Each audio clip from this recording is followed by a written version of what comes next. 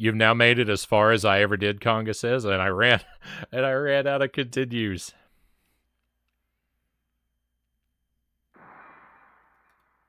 Well, we'll take it from the top.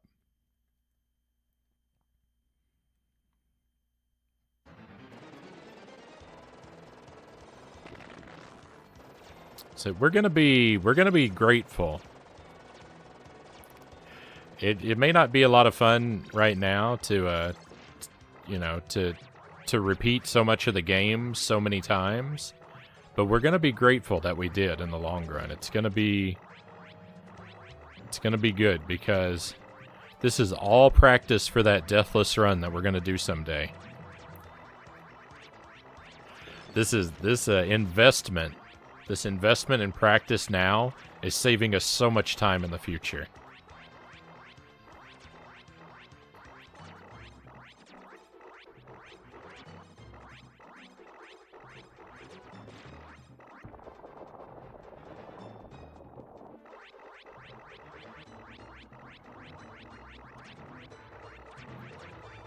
Unless this game's like 4 hours long.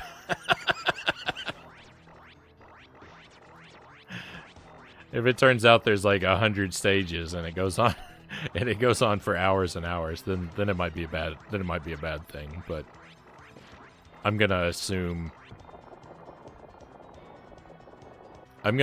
it's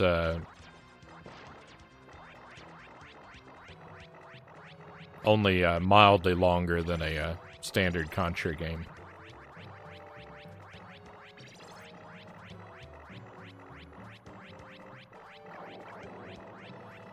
Super Castlevania 4 is really long, though.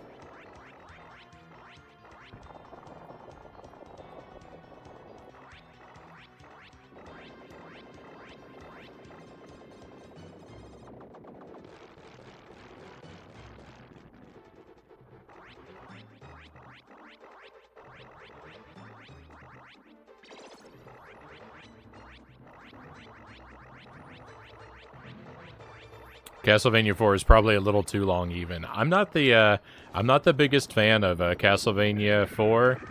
I think it's a really good game, but I don't like it as much as everyone else does. I wish it had stuck closer to the feel of the older Castlevanias. So like I like Castlevania Bloodlines better than I like Castlevania 64. Like, Bloodlines is the 16-bit Castlevania for me.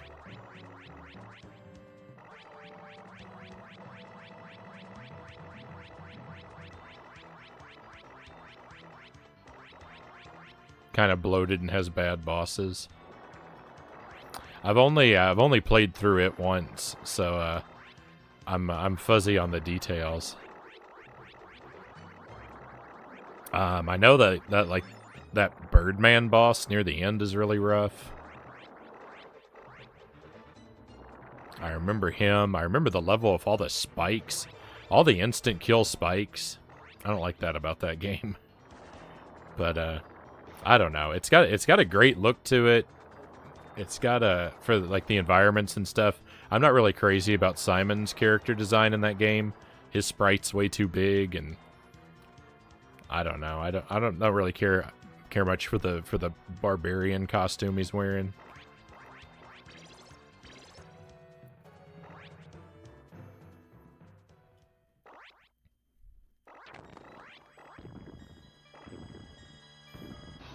I like Bloodlines more. That's a fun Castlevania game. It feels more like a true successor to Castlevania 1 and 3. It's got the right physics, and I like it.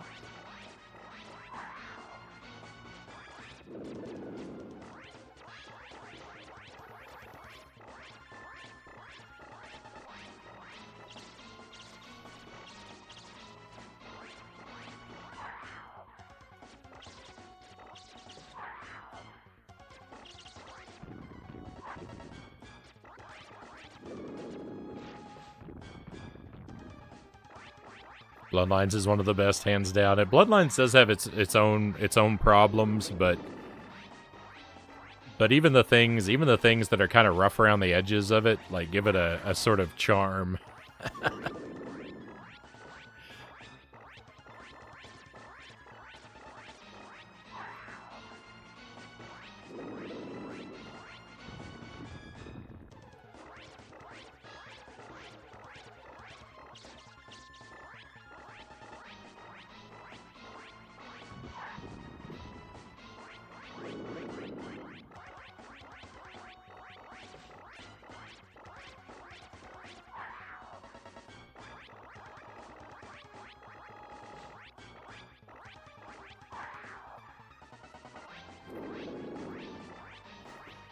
I think it's fair to say I've mastered this boss, and he will never pose a threat to me again.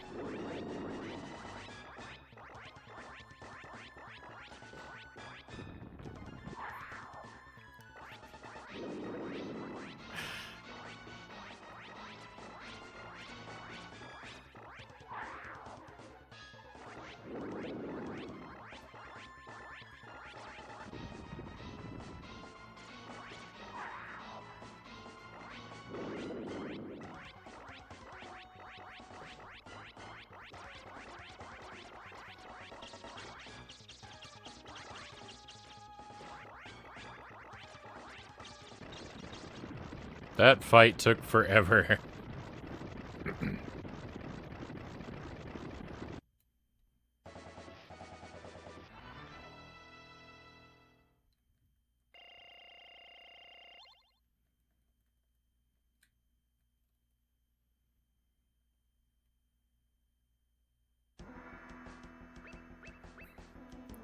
Simon's barbarian outfit is especially ridiculous in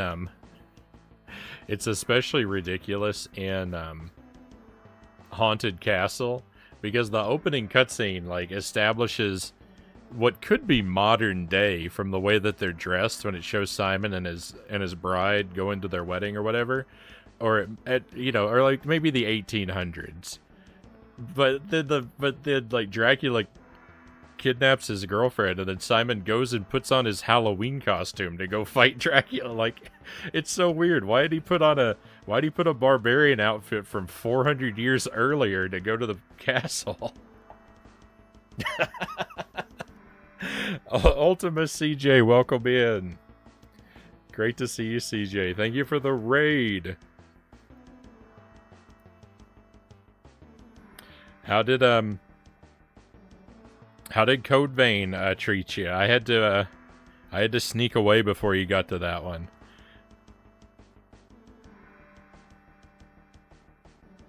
If you want to use that link, my friends, you can give CJ a follow.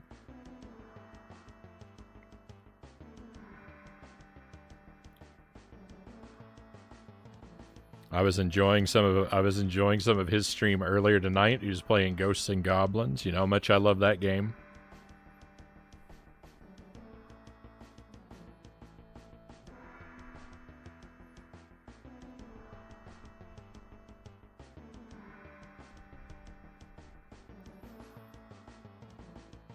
Yeah, Simon, I'm gonna get real weird with this.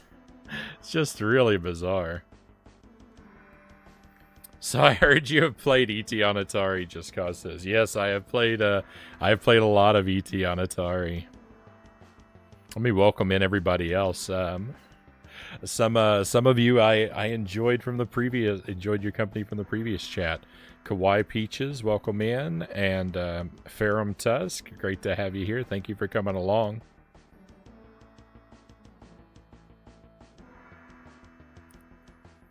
We're working on Contra 3. First time ever playing Contra 3 tonight. So far, I've made it to level 4. We've been playing through the first part of the game quite a bit. I've got a lot of game overs, but we're learning. We're getting better. We're moving along, and it's a pretty good time. E.T. on the Atari haunted me for a while, just cause I was playing that. It took me a very long time. I think it took a total across several streams. It took a total of like somewhere between 12 and 15 hours for me to beat. That game was it's a game that like it only takes a few minutes to beat it, but it took a while to figure out what to do, and then once I even knew what to do, I got bad luck so many times.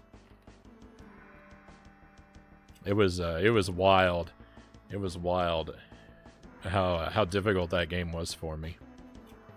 CG says, Haunted Castle's a fun game, but the problem is limited continues in an arcade game. First time I played it, I had 99 credits, and after the third continue, I was like, wait, back to the title screen, but this is an arcade game.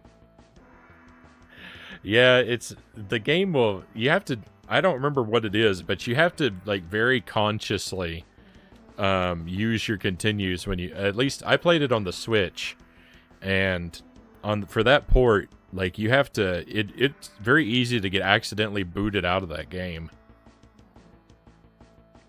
It's a rough game. It's a rough game and an ugly game. But as I said before, I'm kind of tempted to grind it for a 1 credit clear. I don't know.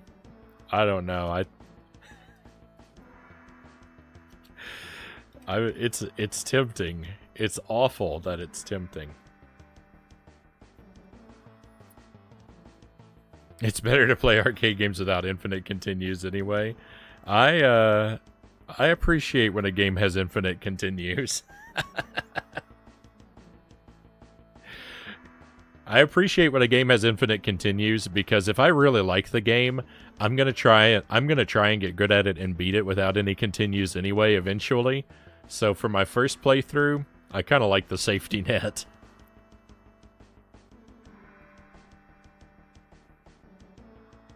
Did you lose a bet? Nah, I just have a thing about playing terrible games.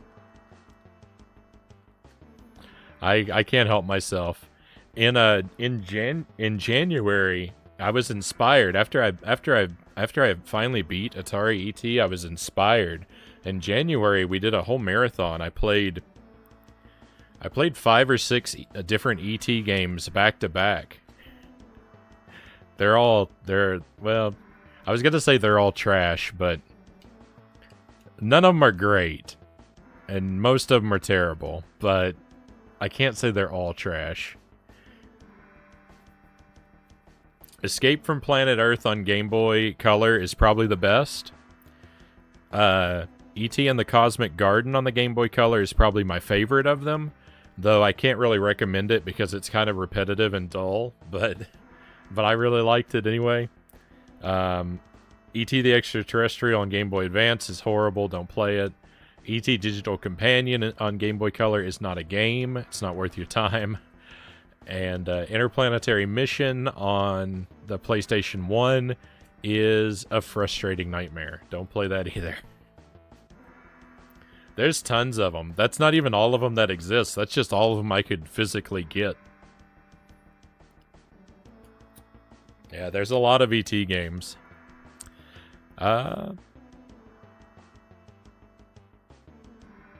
You can technically do a 1cc clear if you do the tank credit mode with more health. I mean, technically you're not wrong, but I mean, where's the honor in that? If you're gonna hate yourself enough to, if you're gonna torture yourself enough to play that much Haunted Castle, then you might as well do it in the most brutal way possible.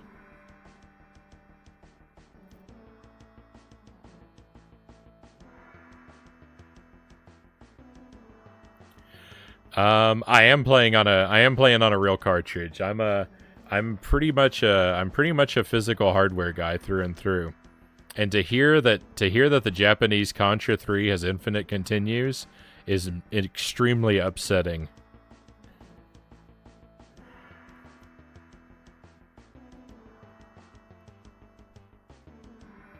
Don't let CJ fool you. He remembers when Denim was first created. You mean you were enduring my pain? Figured I'd pop in here. You kept me company during my pain, so thank you. Code Vein was rough tonight. I didn't think I'd beat the next boss today, but I did. GG. And it was GG's. I'm exhausted from it. I know I'm playing this on normal difficulty. We'll do hard mode later on. I'm taking my time. I'm trying to learn it. I'm not really in a rush to get through the game. It's more about just sort of slowly discovering all the details about it and having fun. I do first playthroughs of games very, very strictly blind, so a lot of times it takes me a while to figure out even like basic mechanics and stuff sometimes. I think I'd been playing for about an hour and a half before I figured out what the R button does.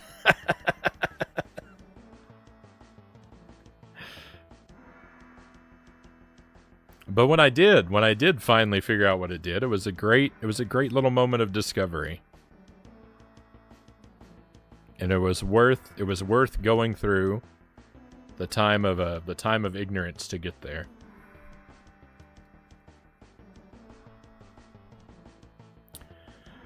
Yeah, I can't recommend any of the E.T. games. If you have to play an E.T. game, Escape from Planet Earth on the Game Boy Color is your best bet. If you have to play one, but I don't really recommend it.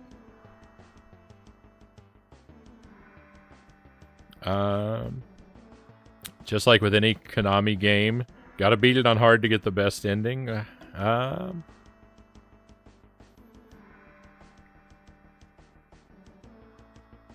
Fair enough. If you want torture, play the NES game.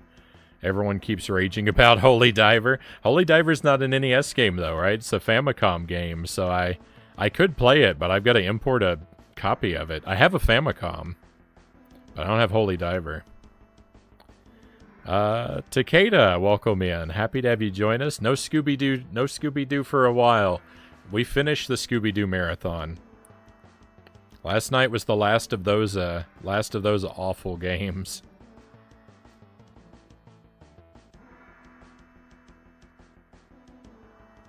Was Derek by tonight? Just cause asked. I haven't seen Derek tonight. NES hard is what you call that.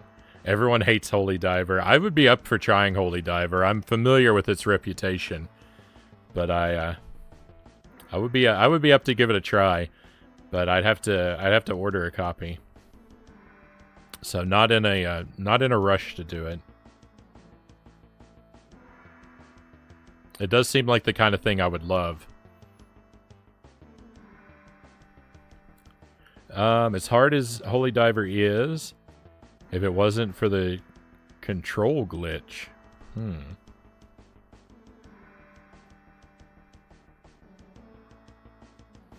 Now I know if I'm being held hostage, which ET game I should choose. Yeah, if you don't mind repetitive games, if you don't mind really repetitive and kind of dull games, I had fun with ET and the Cosmic Garden. But I don't think many other sane people. I don't think many sane people would.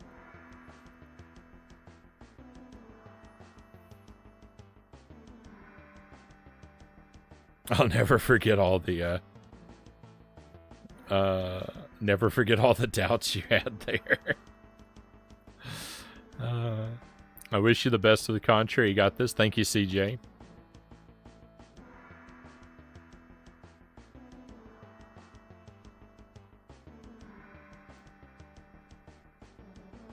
I think we'll get there. All right. Let's dive into this level.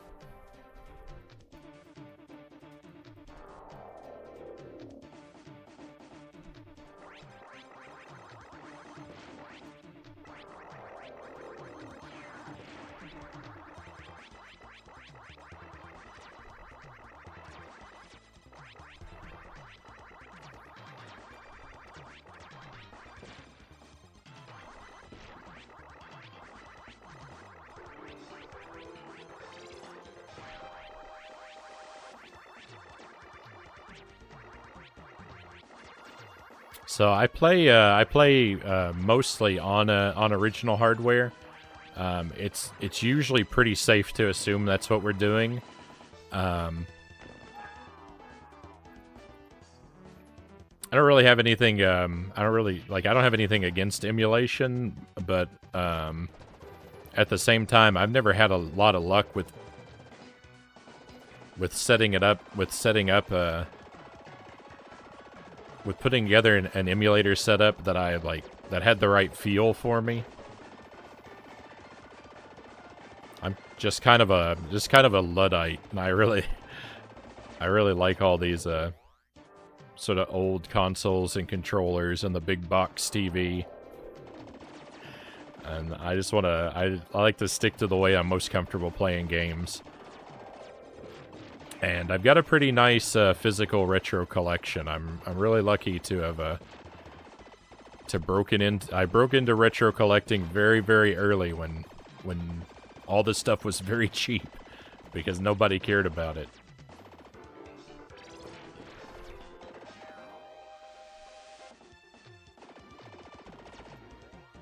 And now it's at this point, if I'm gonna have all this stuff, then I definitely feel like obligated to use it as much as possible. So I try to stick to things that I actually own physically for the stream. Though we will do, you know, like ports and digital copies of games and stuff like that from time to time. If that's the only way I can get a hold of something I really want to play.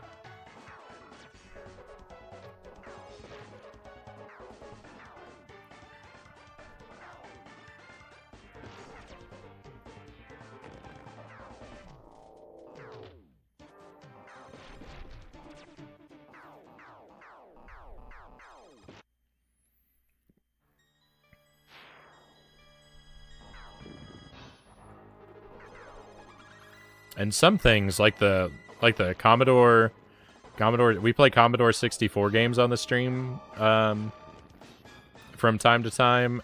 Because those were the first video games I ever played when I was young, was Commodore 64. So I'm quite fond of that.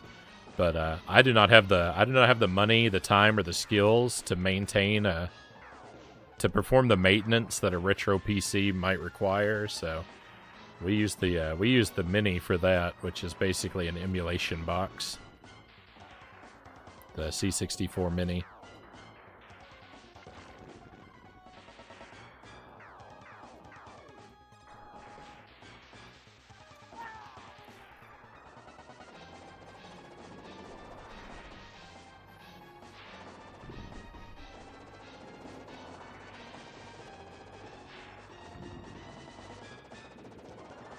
They re-released a Holy Diver cart for the NES as a limited thing.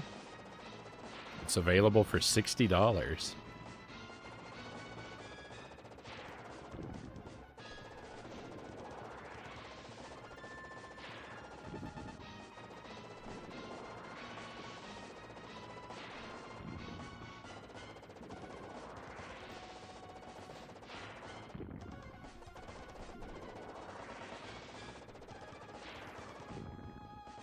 I am also expecting at some point further down the line, I'm expecting to purchase flash carts for some of my consoles.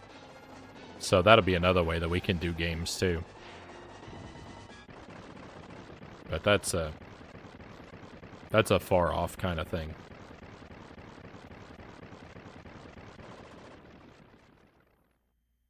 But that might be when I get around to doing something like Holy Diver.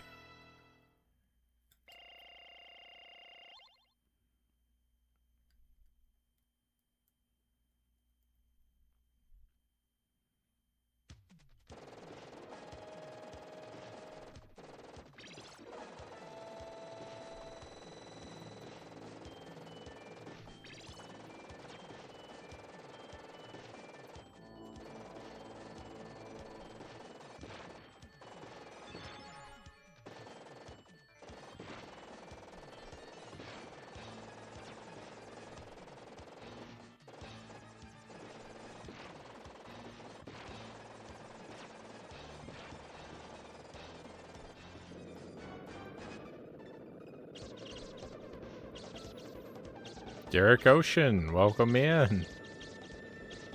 Welcome to Contra 3. A friend of yours has been here with us in the chat. We were talking about you a little bit.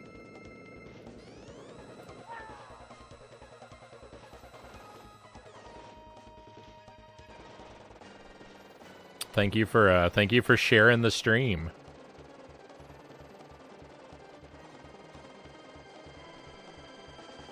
They said you let them know about the stream. I appreciate you. I appreciate you doing that.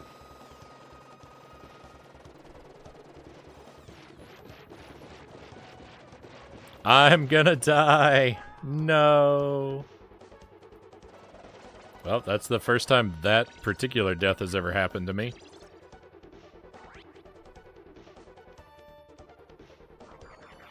A hydrate? We can pause for a hydrate.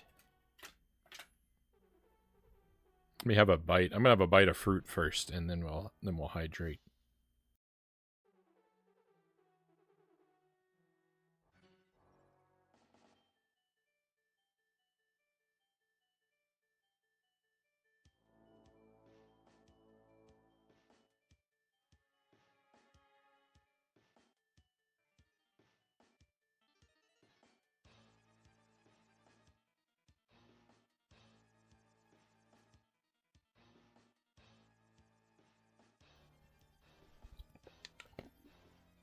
I think we'll just finish this bottle off.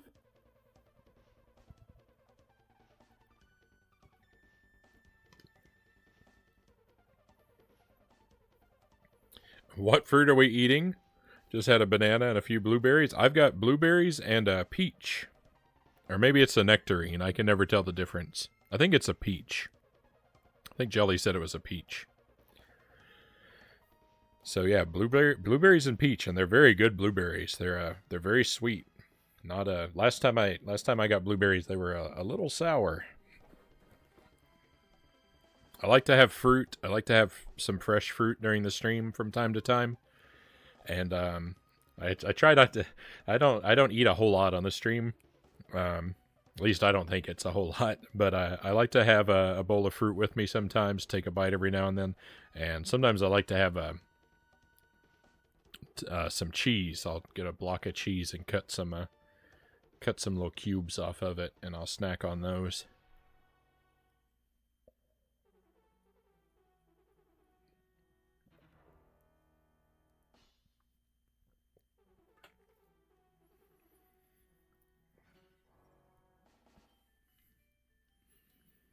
It's the end of blueberry season, so they're probably nice and ripe. They taste like it. They're delicious. Nectarines and peaches are amazing. I agree.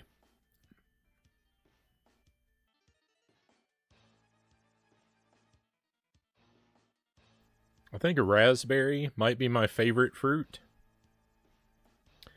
But it's hard to go wrong with fresh fruit. Right, a good piece of any fruit is usually a fine delight.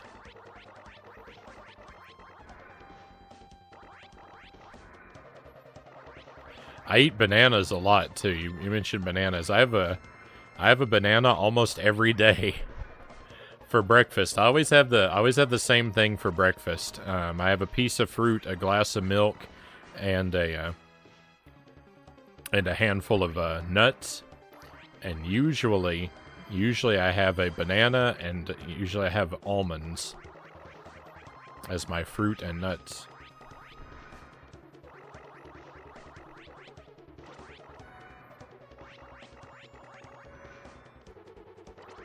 I will swap them out, you know. Walnuts, apples, like I do have some variety, but the standard, the go-to is banana and almonds. It's just a very simple like breakfast that I don't know, at some point I started eating it and just it works for me.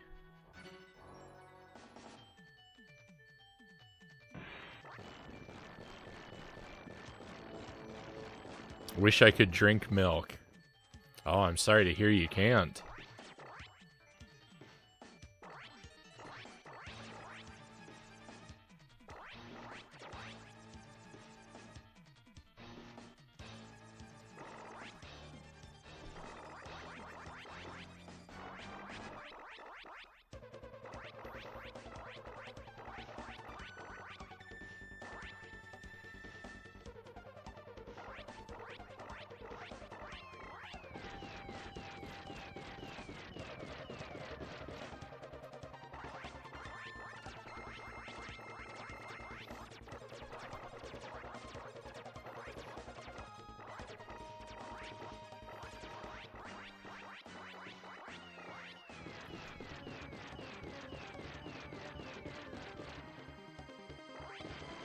No. I thought for sure that guy was going to get me.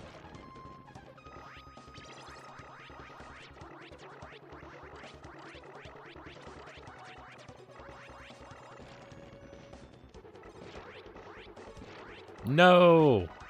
I saw that guy with the weapon up there, and I was thinking, oh, I'll just run, and I'll get him automatically. I won't even have to try. Clearly, I had to try.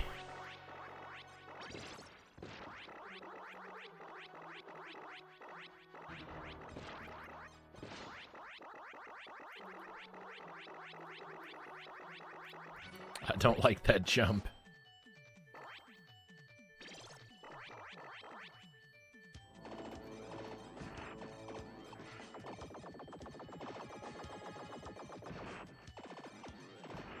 Uh-oh. No, please go away. I thought for sure he'd turn around. My judgment is very poor.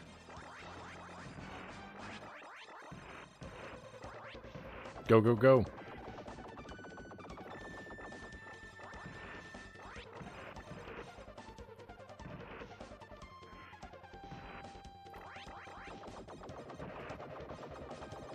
Yeah, these guys, they don't stick perfectly to their pattern, but when they're sticking to it, they're pretty easy to manage. It sure did take me a long time to figure it out, though, right?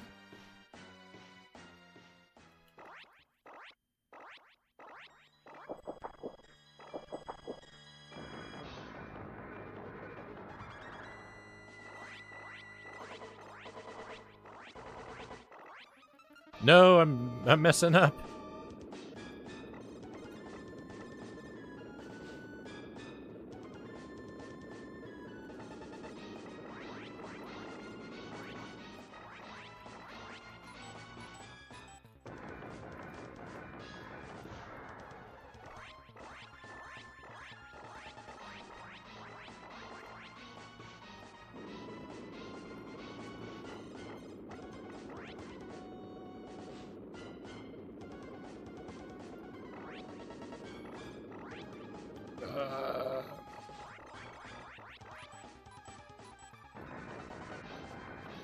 A quarter Native American, Tusk says. I guess lactose intolerance is something that is prevalent with them.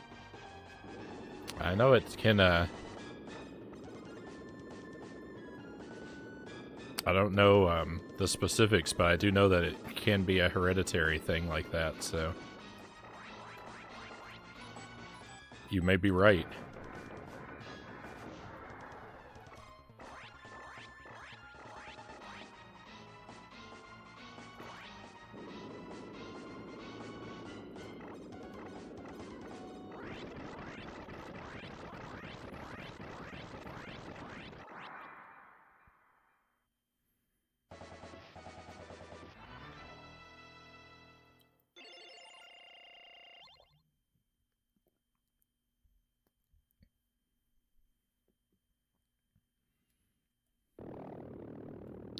Alright, here we go. This stage is, we've been here before, but this is the furthest I've made it.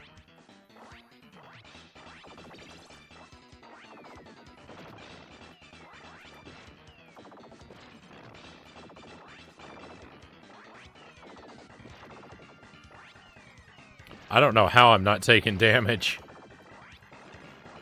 I am the luckiest man on the planet right now. I don't know how. I don't know how those guys missed me. I was doing such a bad job. I was jumping into everything. I guess I shouldn't complain, but... The bad thing about accidentally doing well is I can't replicate it later.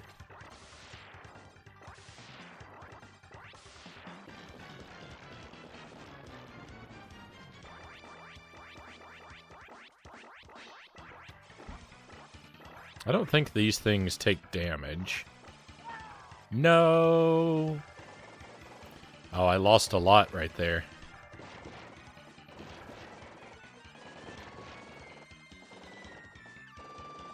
This guy is the thing that finished me off. Oh, no, he wasn't. I'm wrong. It was these guys. They are the thing that finished me off.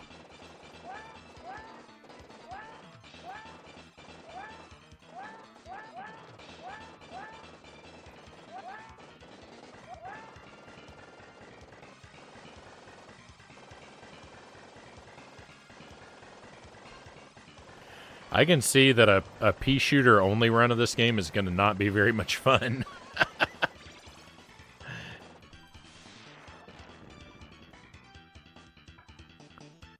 I didn't know that was going to sweep the whole floor.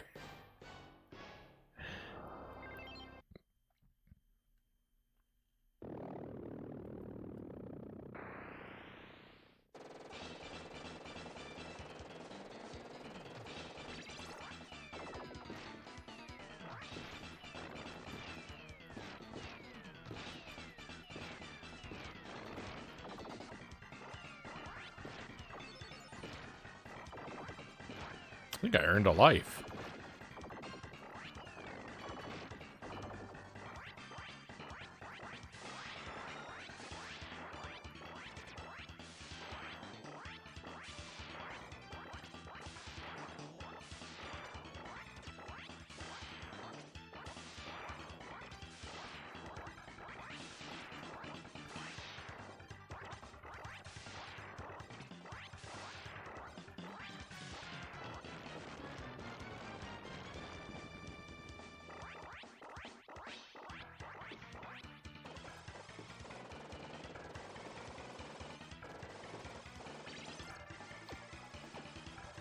The pea shooter in this game is not really a pea shooter, considering, you know, it's a machine gun, but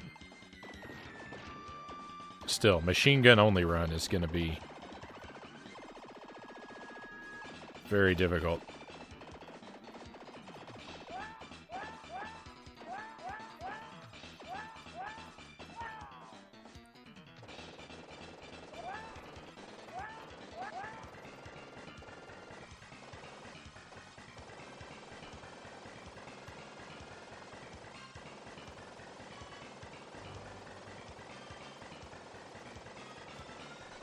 I don't want that. Oh, the timing on that.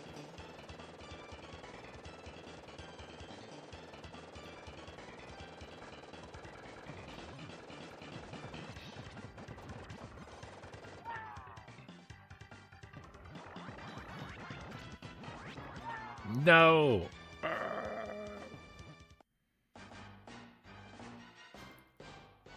Stage 4 is hard.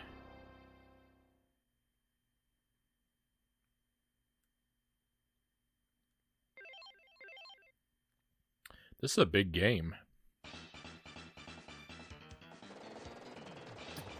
Oh yeah, there are checkpoints in this one. I forgot. Is that a Taverna? 66? Welcome to the stream. Thank you for the follow. Very kind of you to come on board with us. And definitely appreciated.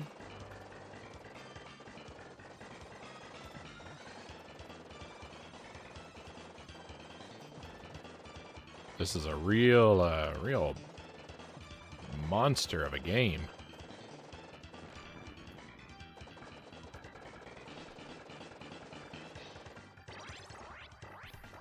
I was definitely overconfident coming into this game.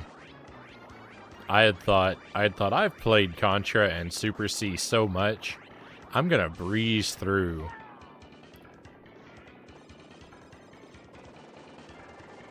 I'm gonna breeze through Super Contra. I could not have been more wrong.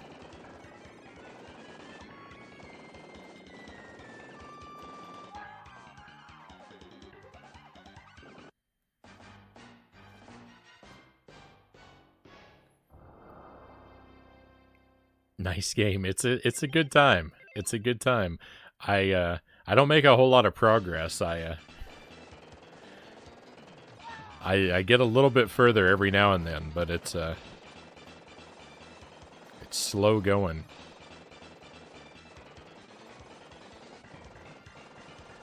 It's really it's really fun when things are moving smoothly though.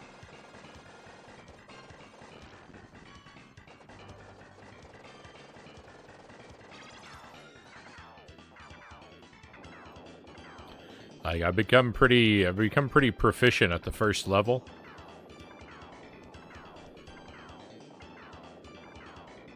And so even though I have to repeat it a lot,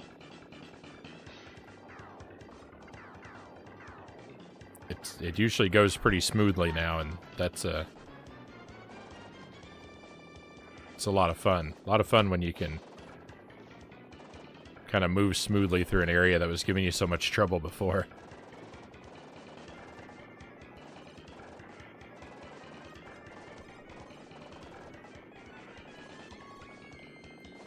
This is a weird enemy. Oh no, where am I going? Do I jump? I do jump.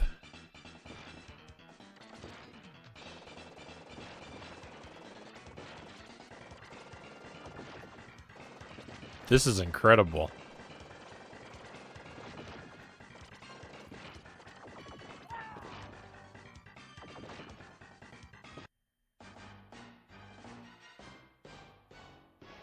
Wow.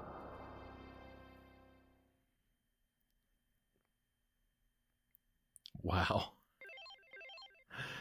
That's really something else. Jumping from missile to missile.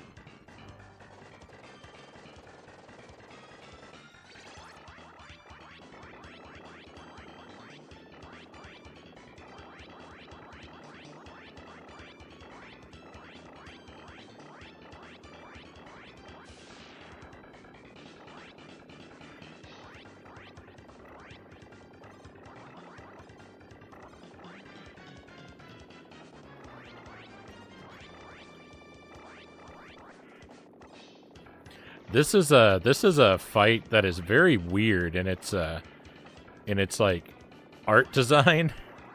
Like this guy with a hook shot and a sword. I'm fighting Link. Robo Link. He's even got a boomerang. But it's really cool, like mechanically.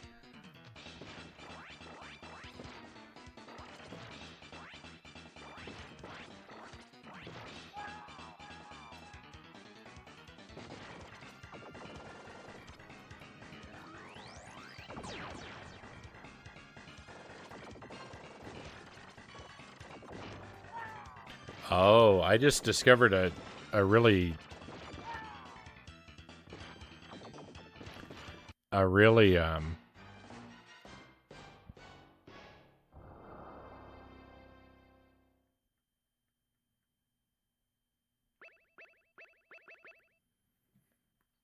just learned a really valuable trick. When I don't know where the boss's weak point is, I just need to use the bomb, and then that will give me an indication of where he's weak at. So I should that's a good way to use my bombs, since I never really use them. I just hoard them endlessly.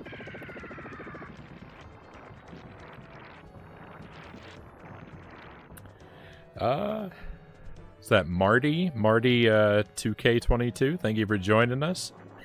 Can I Tesla seat this playthrough? I'm not exactly sure what that means. But we've got a pretty strict anti backseating and anti spoilers policy on the stream. We try to go for sort of that raw, ugly, like all warts exposed learning process kind of presentation on the stream.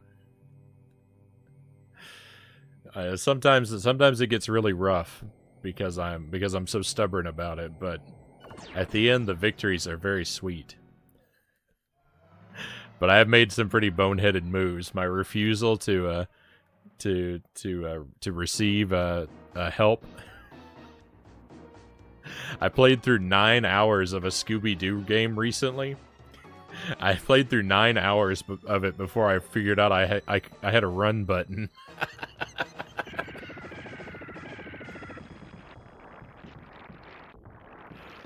Oh. That was a fun discovery.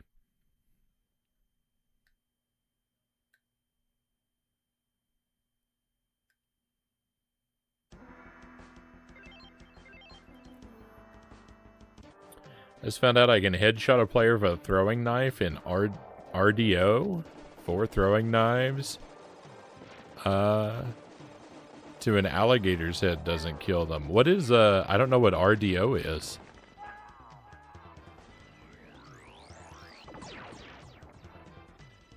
I'm failing to work out the acronym. Red Dead Online. Is that an online mode for Red Dead 2, or is that a completely separate game?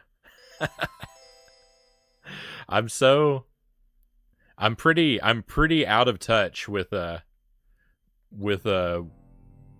more modern game releases. I usually know what's available for the Switch, but if it's not on the Switch, I usually don't know about it when it comes to anything released, you know, after the Xbox 360. I'm really fuzzy on games from the last couple generations. It's the online for Red Dead 2. Right on. I was just thinking maybe there was an entire Red Dead game that I never heard of.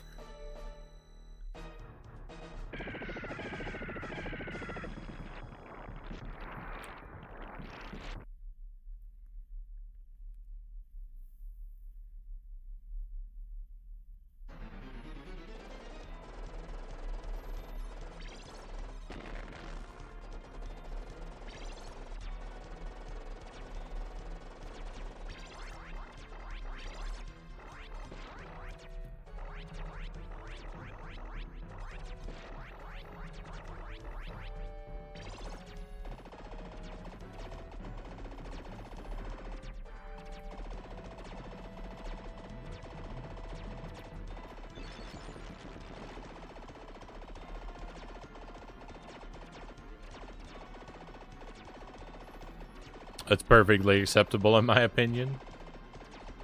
Thank you. So I was really into video games. Like I first started playing games on the Commodore 64 when I was really young, and we had an Atari 2600 for a while, though I don't remember it well.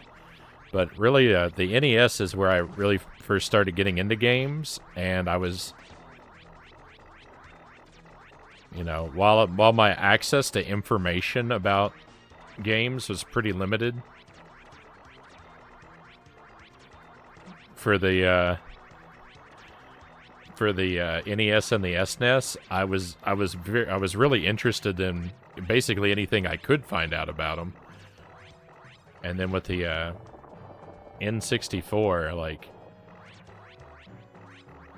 I was pretty in touch with things around the time of the N64. And then the GameCube, a couple years into the GameCube's lifespan, right? The GameCube was out for a couple years, and then I went to college, and when I was in college, I didn't play anything modern at all. I only played the occasional retro game from the first 2 years of the GameCube until the very end of the Wii U. It was Mario Maker on the Wii U that got me playing video games, like anything, that got me playing anything modern again. When Mario Maker came out, I said, that looks amazing. I have to go buy a Wii U right now because I have to play this game while it's still a fad and other people are playing it. I have to get a Wii U before this game dies or I won't have a chance to have fun with it. And so that's what got me playing any modern games again, but really I only play Nintendo stuff. So I've been out of the loop for a very long time.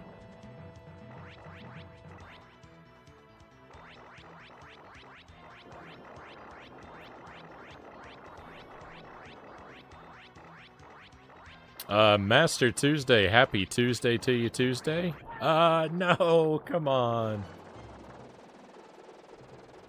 I went too slow and I paid the price.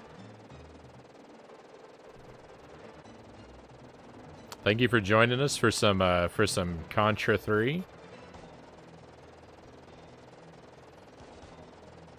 I'm not big into milk, but I love chocolate milk, CJ says.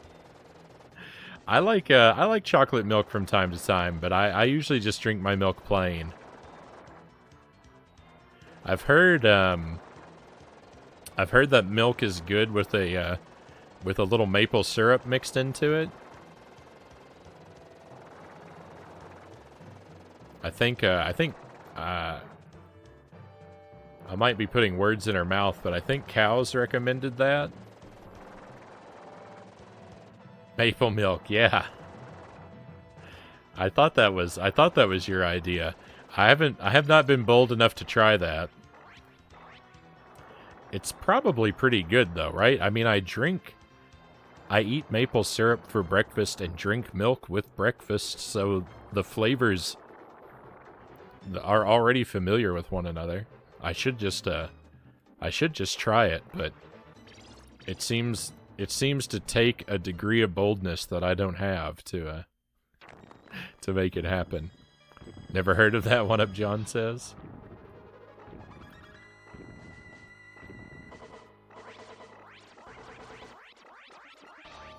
I was the same way, didn't really start playing games until after college. Yeah, I mean, I would play the odd thing here and there. Like, I did have a 360, and I played Call of Duty on the 360 when that was a thing, because some of my friends did, and so it was, like, the social thing to do. And I played some of Mario Kart Wii. I played a little bit of Street Fighter 4 when that was big. But they were all any sort of like any modern gaming that I did past the GameCube, it was all basically just as a way to be social. It wasn't really because because I was actively keeping up with it.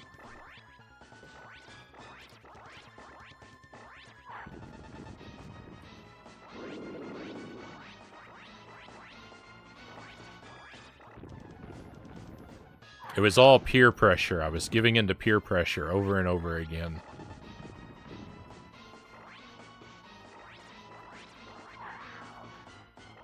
Yeah, you're a few years younger than me. I'm basically the same age as the NES.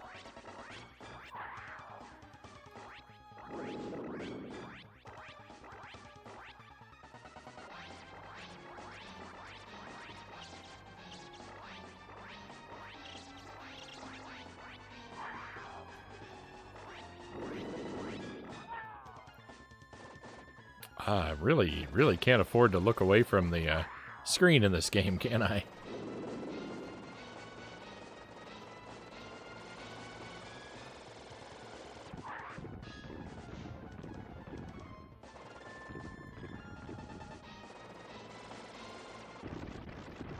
There he goes.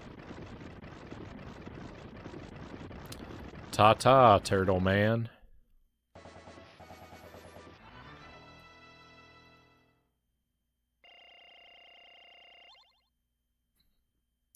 I was really excited for the Switch too. I was wrapped up in the Switch hype when I saw the trailer for that.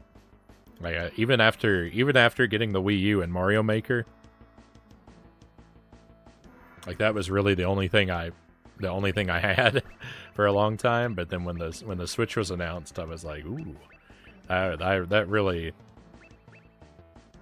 My eyes really lit up when I saw that, and I've been a pretty big fan of it. I haven't spent as much time with it as I would have liked to, but I've spent a decent amount with it.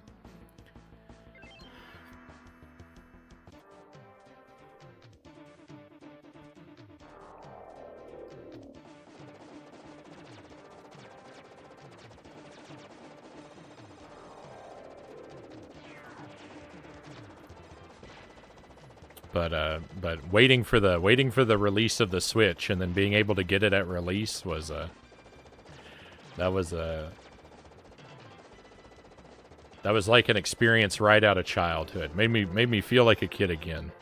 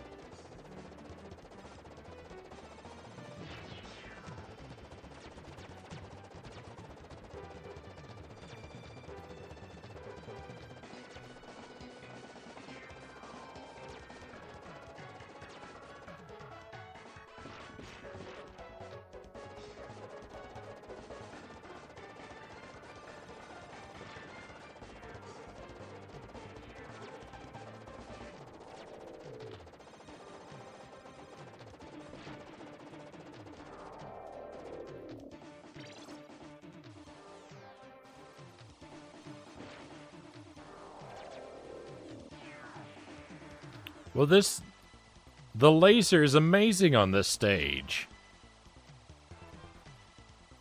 It's just a permanent beam. It's like, and it's so strong. The laser's the best weapon ever invented.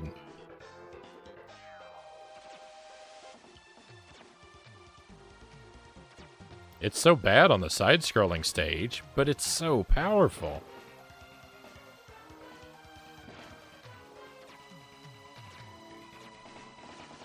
Alright, this is now a laser-only run.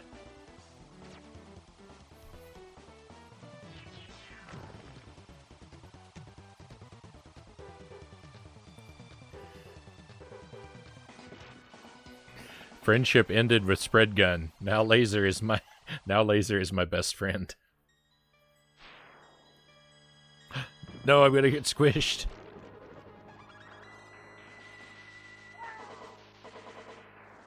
So long, laser.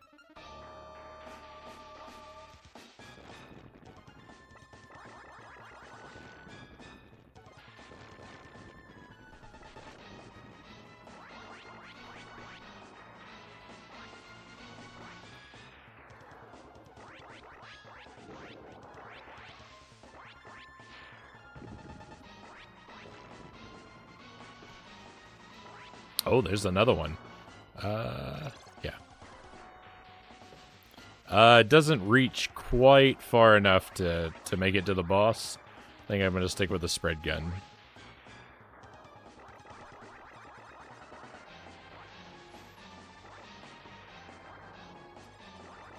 Ignore the previous statement regarding my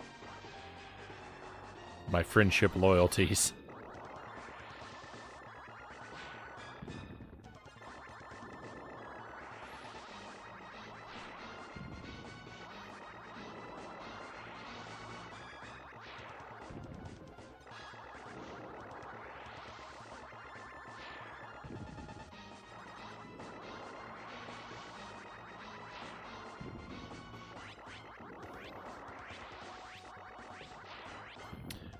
Mario Maker is something that I enjoy a lot. I've never played it on the stream, but when I was first planning to start this stream, all of my equipment tests and practice streams that I did leading up to the start of the stream, they were all done with Mario Maker.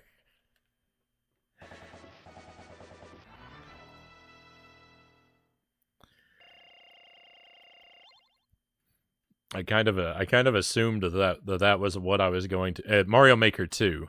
They were all done with Mario Maker 2, not the Wii U one.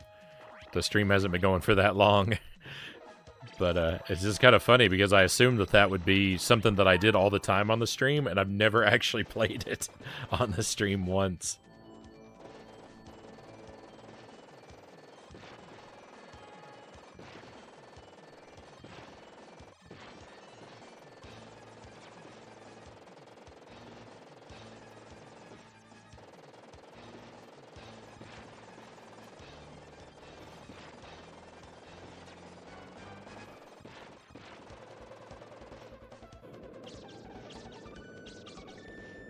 I'm not super great at it. I'm pretty decent at Mario games, but like I don't know all the like Kaizo tricks and stuff like that.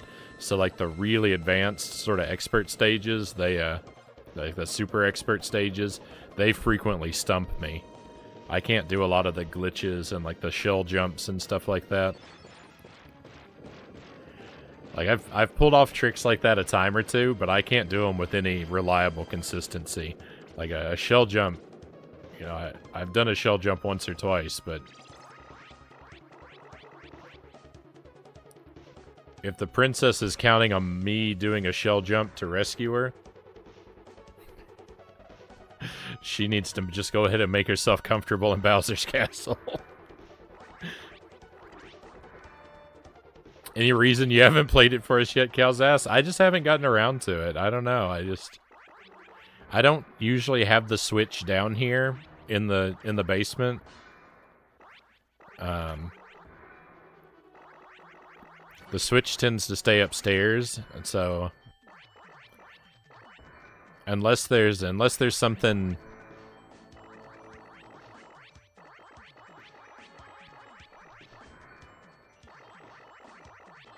that I have to play within like a limited time, you know, like usually when we do a Switch game on the stream, it's something I have on loan. So yeah, because I own Mario Maker, I guess I don't feel a time crunch, so it just doesn't motivate me to bring it down here.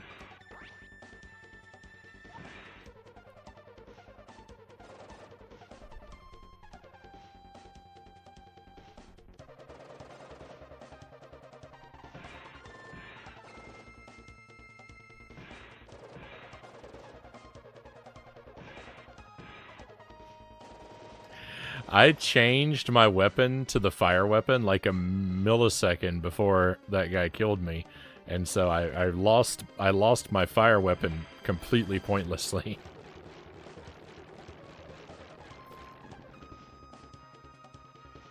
And then I climbed up into the spikes because I'm not very clever. I mean, the boss was dead. I was like, surely these aren't active anymore, right?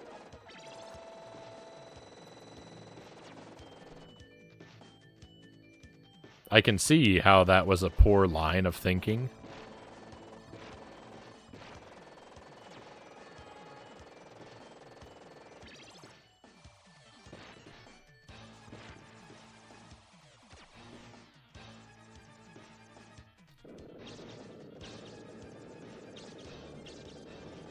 No! The jumping. I jump down when I don't want to.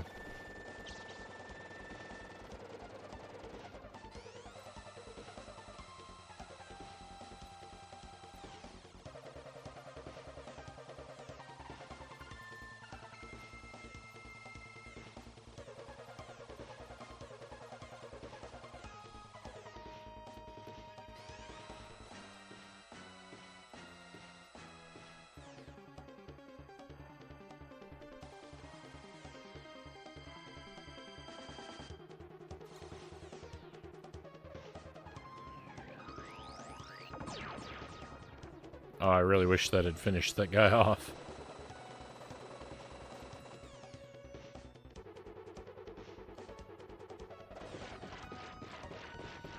No. Do not bring me into the abyss with you, please.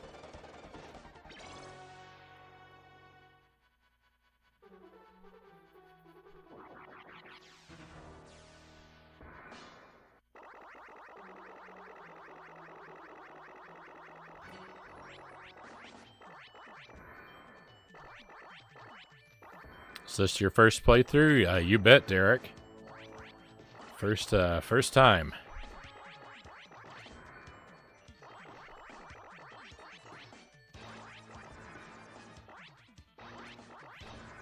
I like to think it's going all right. You know, I've made it pretty far into stage 4. I don't know how many stages there are, and you know, of course, I don't want to know in advance, but I think making it to stage 4 on my first night with the game is an alright achievement. I've certainly done worse. I've certainly done worse with other games.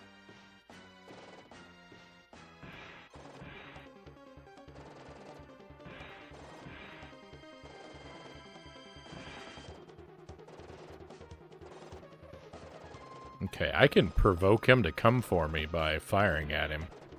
I kind of knew that, but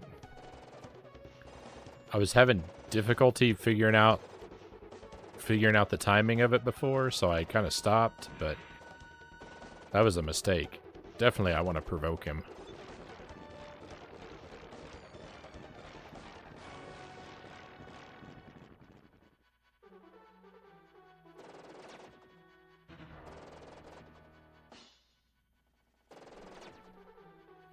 I can't say that I like it more than 8-bit Contra yet, but I mean, you have to keep in mind how slow I am to warm up to things and how little time I've spent with this compared to those.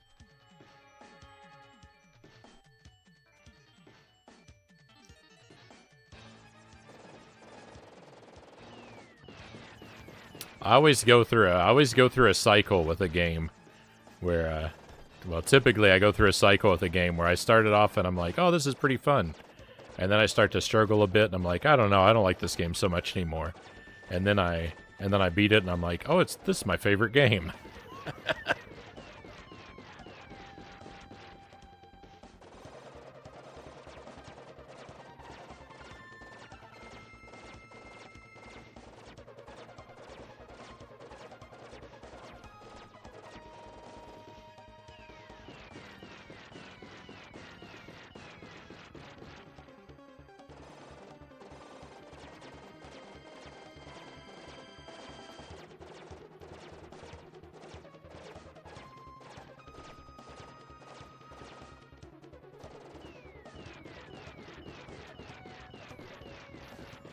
Isn't it odd? Isn't it odd how I can be so aware of these kind of behaviors of myself, but there's nothing I can do to alter them?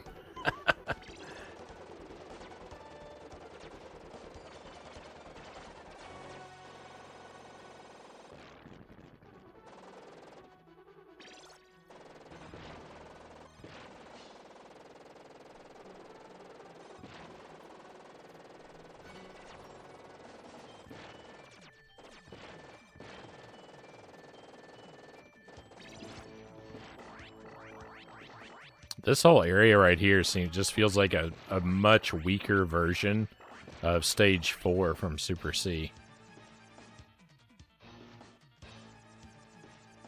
I'm pretty underwhelmed with that climbing section there.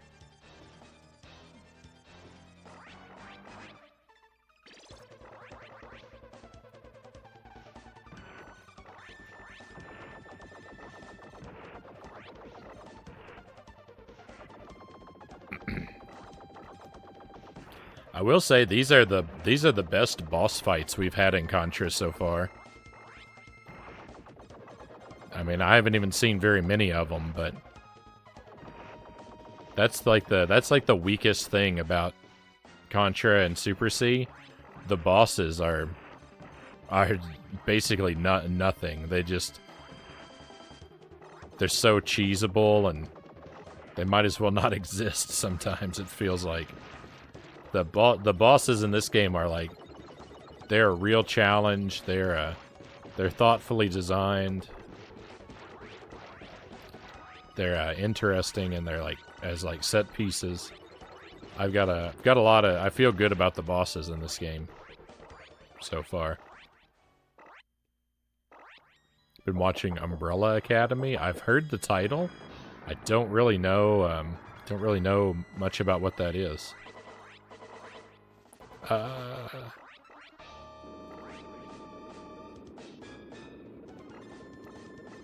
think it's based on... Is it based on a book series?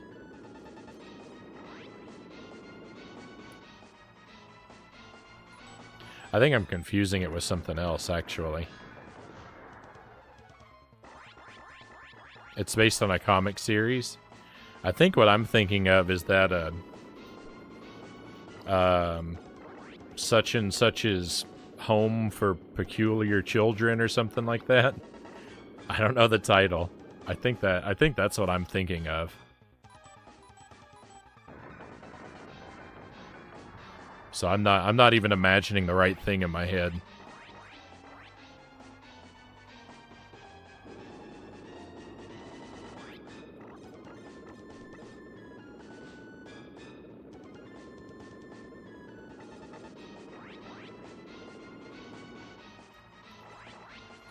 Are you enjoying it, or are you just kind of watching it out of obligation? You said your sister got you into it.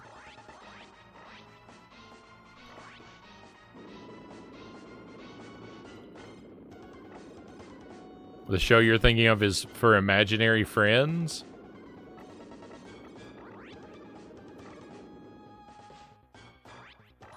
Uh-oh.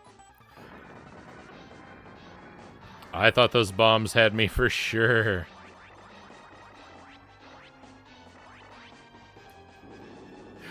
It all foster home for imaginary friends. That may be it. They all these things, if I hear about them, but I don't watch them, so they all just become a lot of these TV series become a fuzzy mess to me.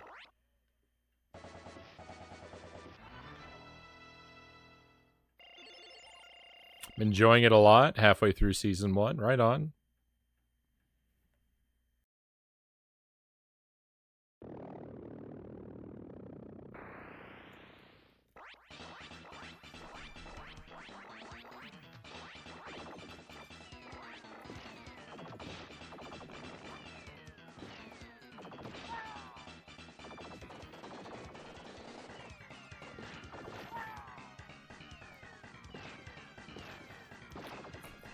Hey, see, last time I was here, I just accidentally could do no wrong, and I had such an easy time with that part. I commented on how it was all an accident, and lo and behold, when I got back again,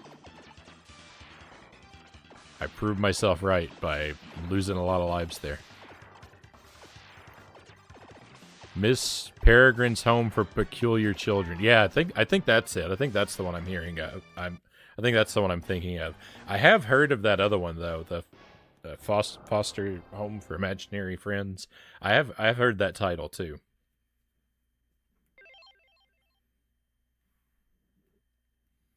What is your hobby or favorite music or TV show outside of video games? So that's the thing. I don't watch a whole lot of I don't really watch TV very much at all anymore. Like the last TV series that I remember, the last TV series that I watched, I think was I watched Breaking Bad all the way through, and I watched that season of that extra season of Dexter that they released.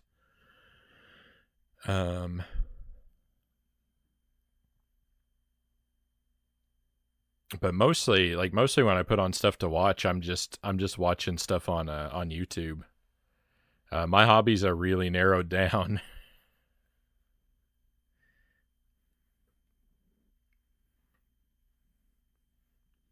Better Call Saul is wonderful. I recommend it. I've heard good things about it.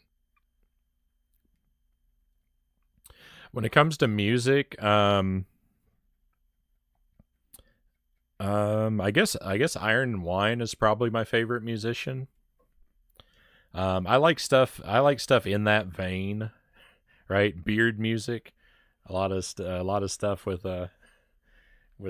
guys that kind of look like me who play electric guitar, or who play acoustic guitars and banjos and that kind of stuff.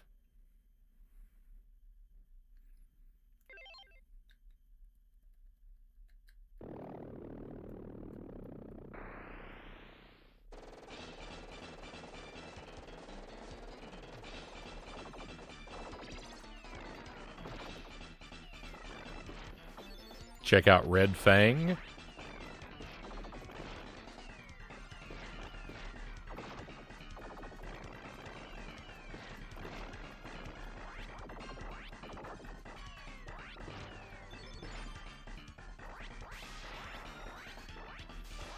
I did watch. I did watch a couple movies. I did watch a couple movies recently. I watched. I watched The Odd Couple from 1968. I'm much more likely if I'm gonna watch a film, I'm much more likely to watch something something older. I usually don't watch stuff.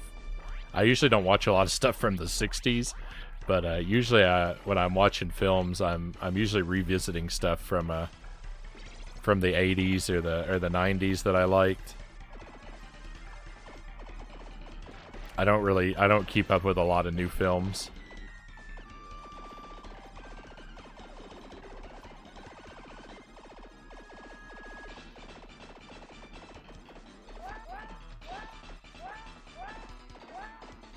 Prehistoric Dog. I haven't heard of either of those.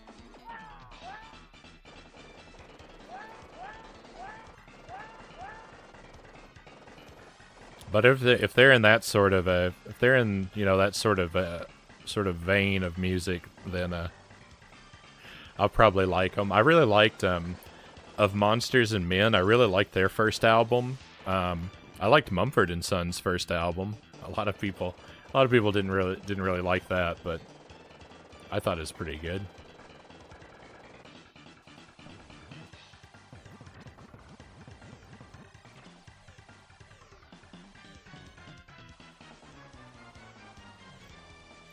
I haven't kept up with a lot of these bands though. A lot of times I'll hear, an album from a band, but I won't get around to hearing a lot of their other music. Iron and Wine's an exception. I think I've heard all of his albums.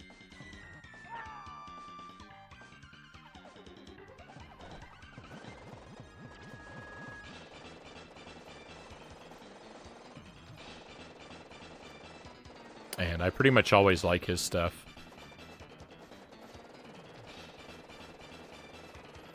If you're into Mumford, Red Flag may be more rock.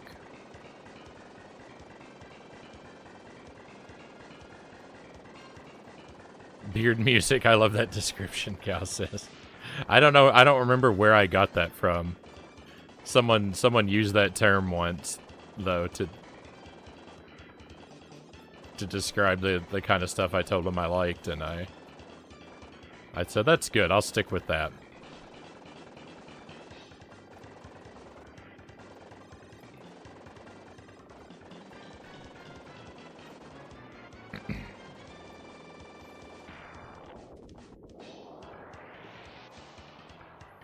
I like to cook. Cooking is a hobby that I spend a lot of my non-streaming time with.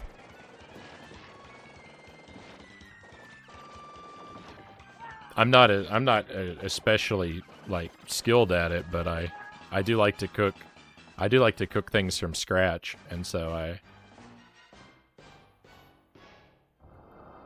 that's another sort of way that I spend my free time.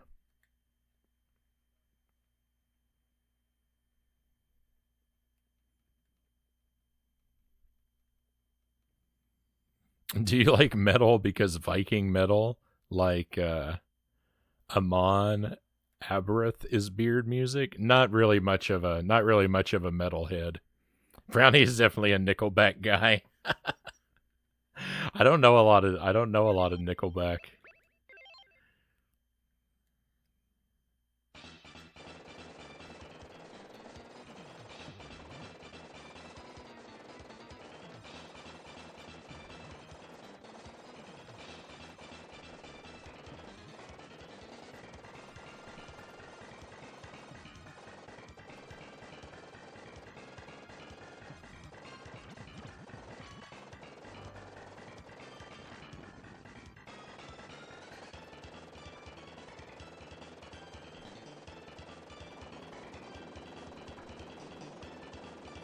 Hopefully a cooking stream someday. I've had a shocking amount of requests for a cooking stream. I think that you would find it very disappointing if it actually happened.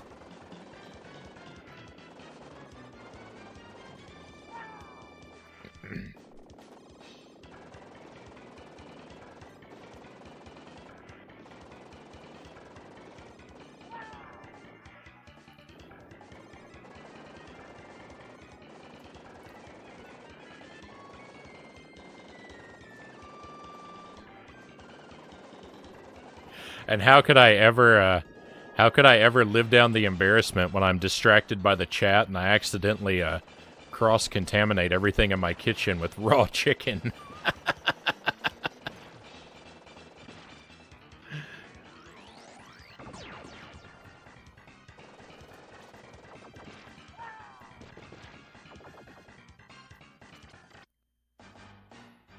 This boss on this stage is something else. I really like the idea of like jumping from missile to missile, but my goodness, is it difficult.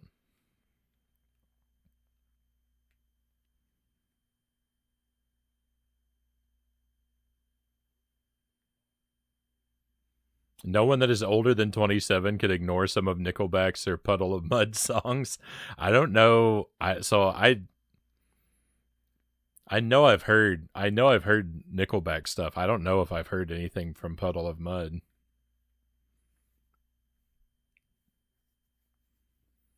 Gordon Ramsay made the worst grilled cheese sandwich on the planet and tried to act perfect. I'm sure you'd do fine. I saw that video.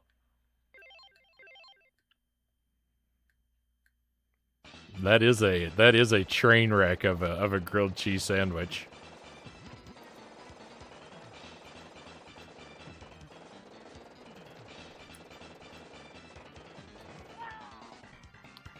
I don't know what I'm doing wrong in regard to hanging out in the corner over here.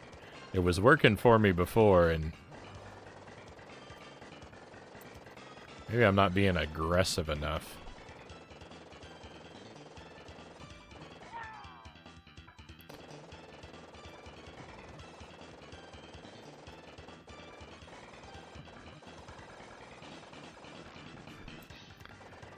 I'm losing all my lives to silly stuff.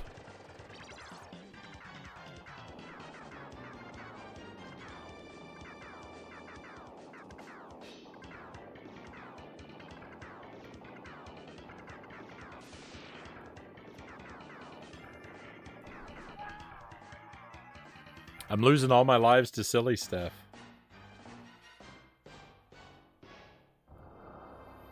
I use that video as a reminder that no matter what I do when I'm cooking at home, I can make a grilled cheese and not mess it up.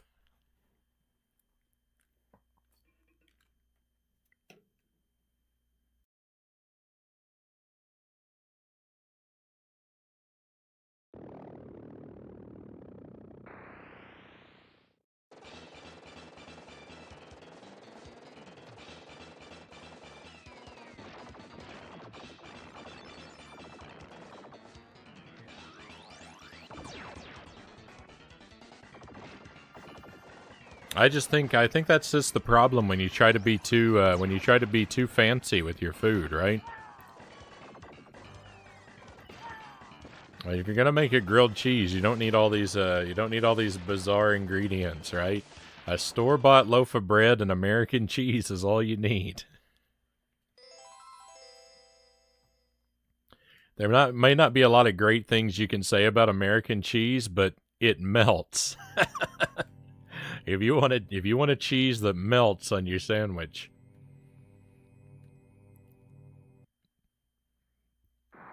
American cheese is your friend.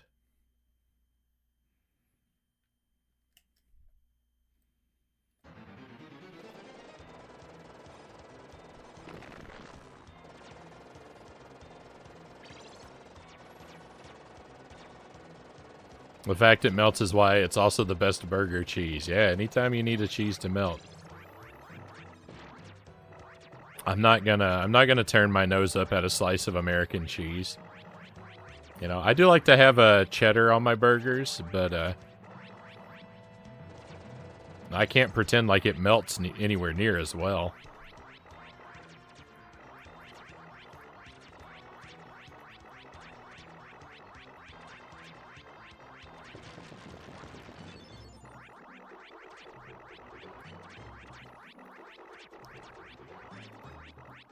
I don't really classify it as cheese, but I do enjoy American cheese from time to time, Cal says.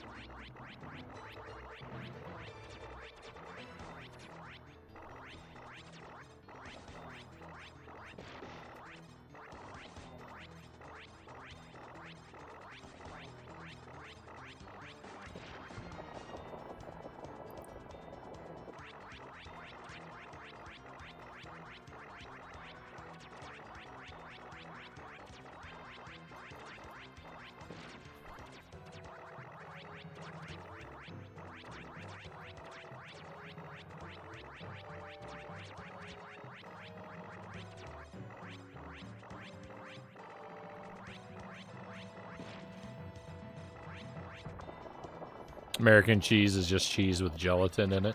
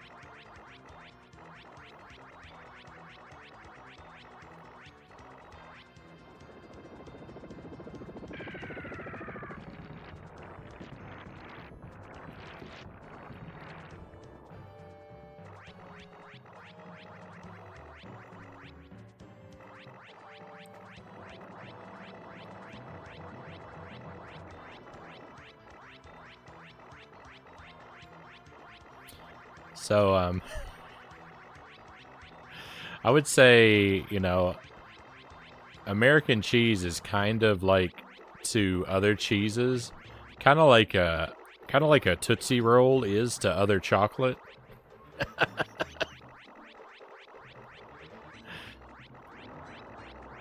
In fact,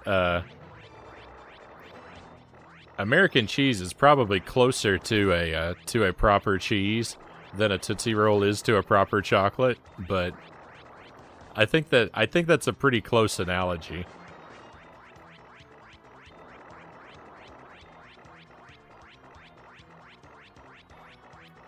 That's a very accurate comparison. And hey, I like a nice brick of dark chocolate, but, you know, I won't turn down a Tootsie Roll every now and then either.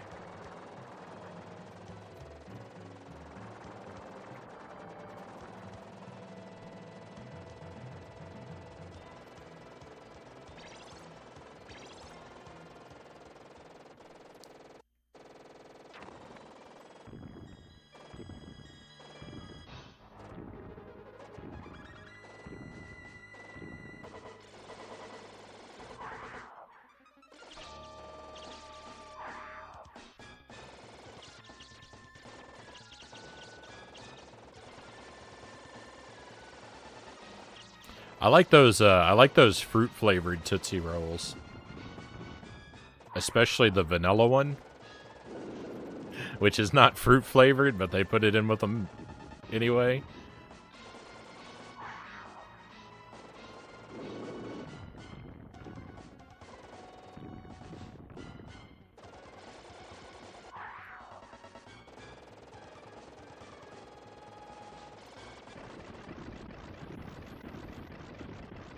Never went through the fad of hating American cheese. Funny thing is, people buy it all over the world because of its taste and melting ability.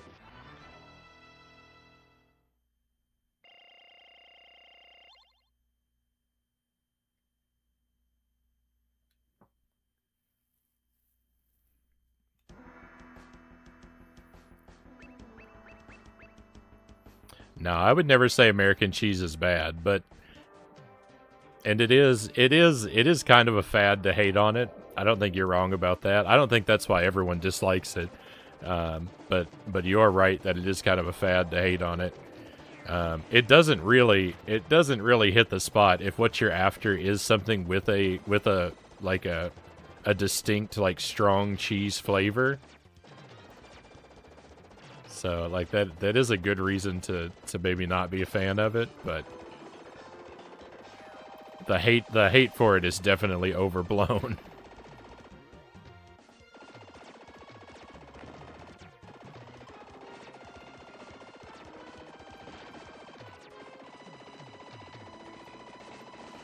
I always like the vanilla Tootsie Rolls, those blue wrappers. Yeah, I actually found out we've talked about them on the stream before. I actually found out that there are extra flavors of those that I never knew about.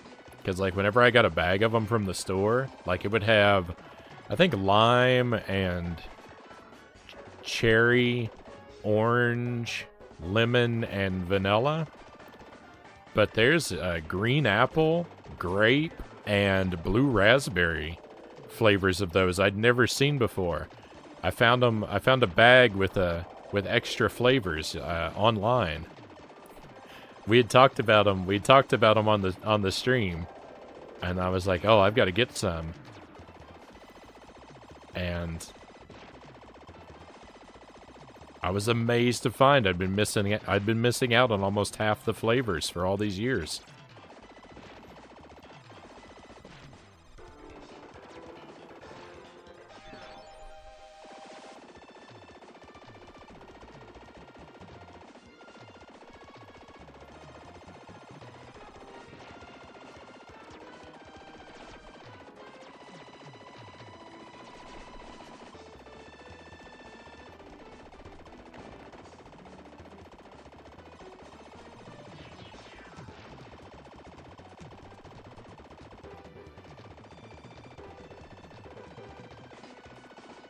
I'm an odd duck and enjoy fake grape flavor. I think the grape one is the next best after vanilla. Yeah, if you look them up, you can find a 8 flavors package.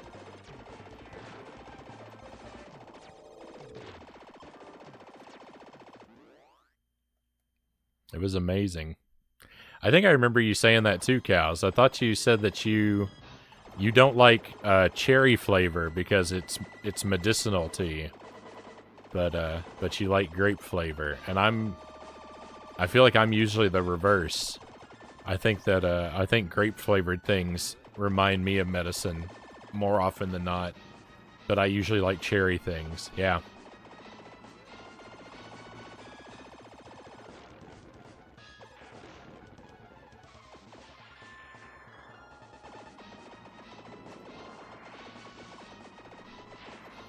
Never had grape, but I like the lime flavor. Yeah, I like to mix them. I like to eat a cherry one and a lime one at the same time.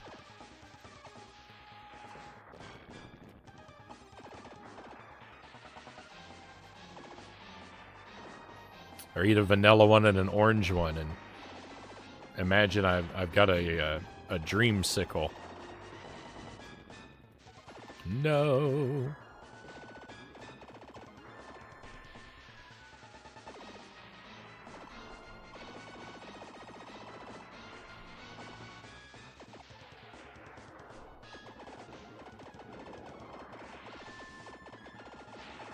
You're a madman.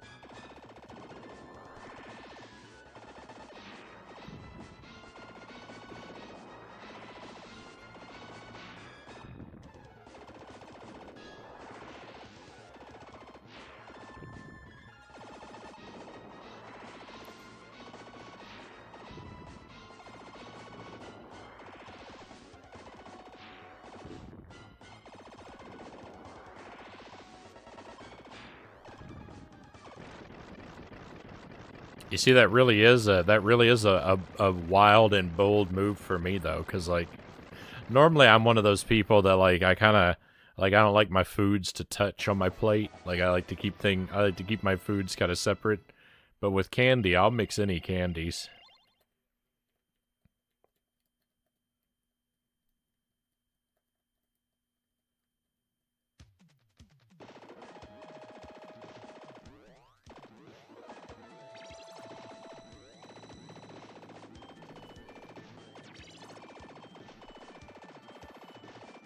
Do you eat things one at a time? I mean, if you mean like if I'm having a burger and fries and I have to eat my entire burger before I eat a French fry, no. But will I take a bite of a burger and then take a bite of my fries while my burger is still in my mouth? No. That's actually a bad example, though, because I will put French fries inside my burger and eat it like that. But I'm just saying, like, you know, will I eat a bite of a different food while I'm chewing on one food? No. But I don't have to finish all of one quadrant of my plate before moving on to the next. And welcome to the stream, Buddha Fingers. Thank you for joining us for some Contra 3. You haven't missed a whole lot because I'm hitting a roadblock on level 4, so I've just been playing the first 3 stages a whole lot of times.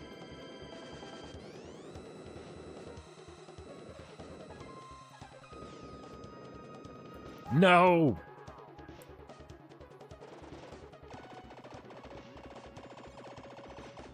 It's all because of mistakes like that.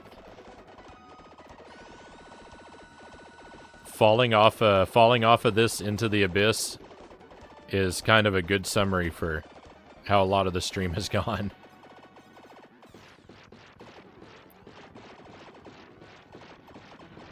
It's pretty fun. I don't like it as much as like I was saying, I don't like it as much as the 8-bit Contras yet, but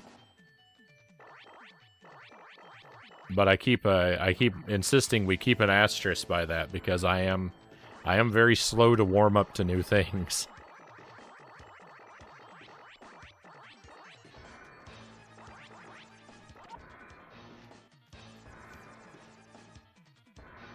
I sample my food at once. My mouth has very few rules, Conga says.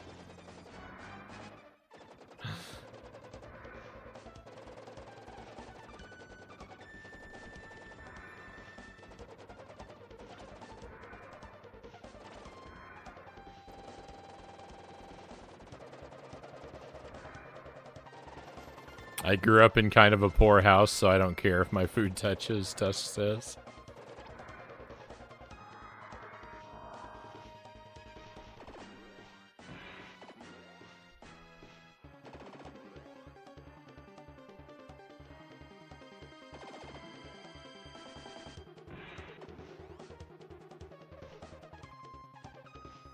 I didn't exactly grow up in the wealthiest of houses, but my dad is also a picky eater, so my parents couldn't really complain when I developed into one.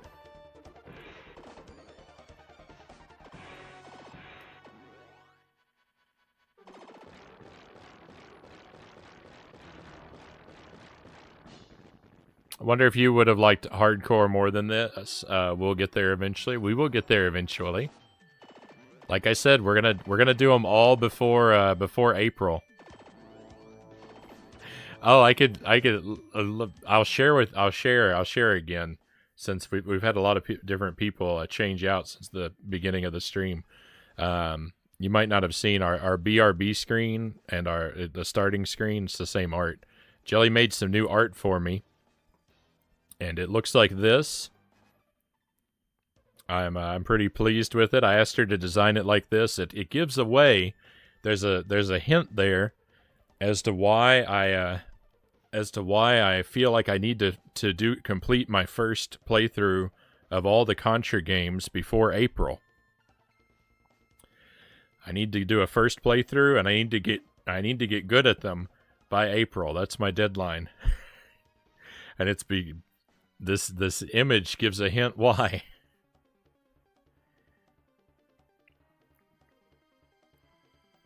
And it's and you don't have to figure it out. I'll tell you what it is. Was I knew the Contra guys had names, but I only recently learned what those names are. And if I'm not mistaken, they're Bill Reiser and Lance Bean.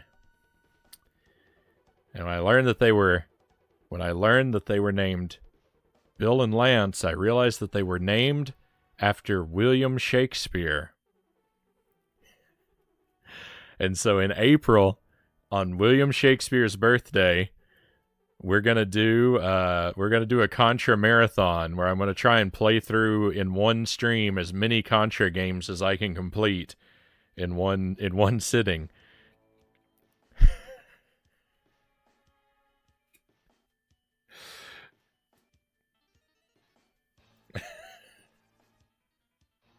Thought they were Arnold and Stallone. I mean, William, Bill, Shakespeare, Lance. It's perfect. It's such a dumb joke when I figured that out. I mean, I don't really think that. Obviously, I don't really think that's where their names come from, but it's too perfect. It's too perfect. So starting in April, we'll have an annual tradition on the stream, assuming I continue to stream. Assuming nothing goes wrong, in April we'll have our first annual William Shakespeare Presents Contra marathon.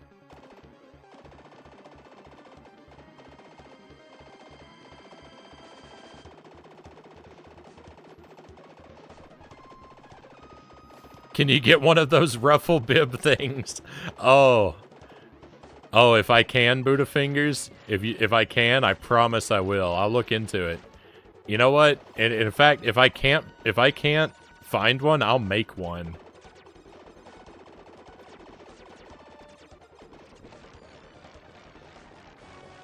I love it. I can't wait. I know. I'm so excited.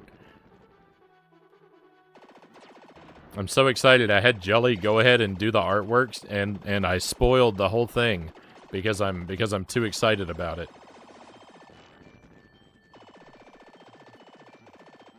I'm here purely for Elizabethan Frownie. Yeah, I guess I'll have to dust off the old Riverside anthology and read a couple plays to brush up on my early modern English.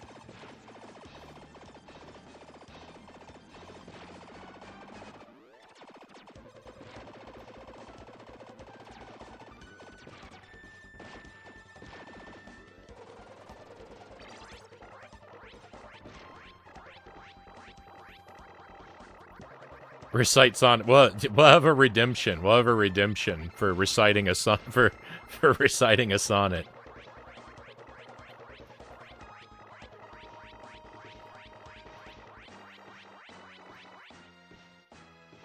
Even if you don't wear the ruff, Isaac needs to wear it.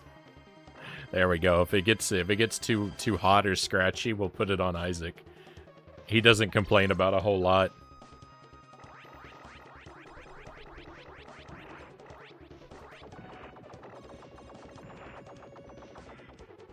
This bodes well for April. Cows is already searching for him. Technically, we're going to be streaming on Shakespeare's baptismal date. His birth date is unknown, but you know, close enough.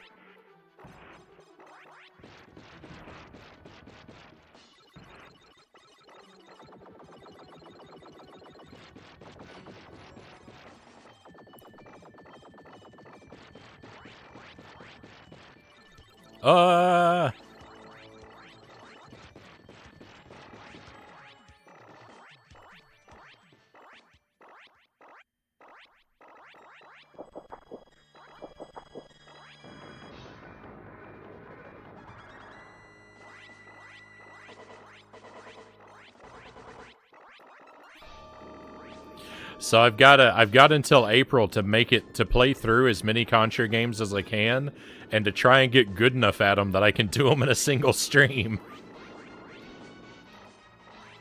Because it'd be a pretty poor marathon if it were like tonight, where I've spent 4.5 hours with this game so far, and I still haven't made it past level 4.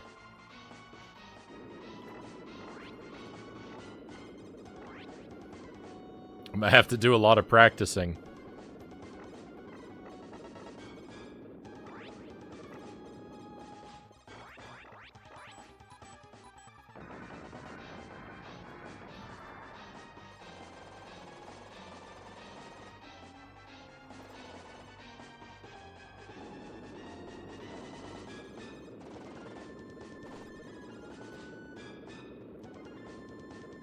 This is not atypical for how things go, though, right? First time I beat the first Contra, it took like 6 hours. Super C took me like 8 hours or something like that. So the first playthrough is always the you know, the difficult part. After you beat a game, after I beat a game once, I can usually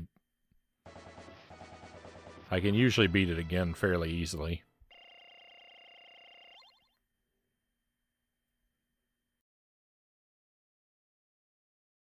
We did I sort of tested, I sort of experimented with that recently. We did Mega Man 1. I beat that Buster only a month or so ago, and it took like 7.5 to 8 hours the first time, but then I did it again a week later and it only took 2.5 hours, so you know, things get easier pretty quickly.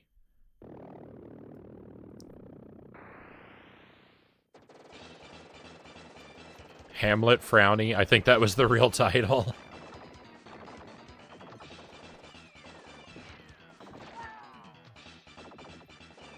It's been a long time. It's been a long time since I've read any Shakespeare.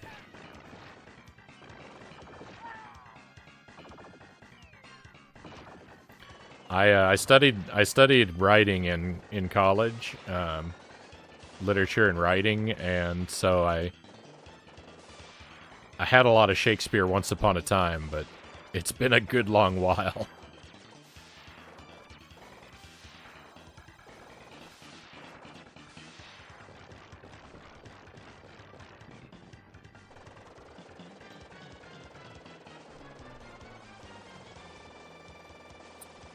I love the irony that Frownie's stream is premised on comedy, but it's often rooted in tragedy. Shakespeare is perfect.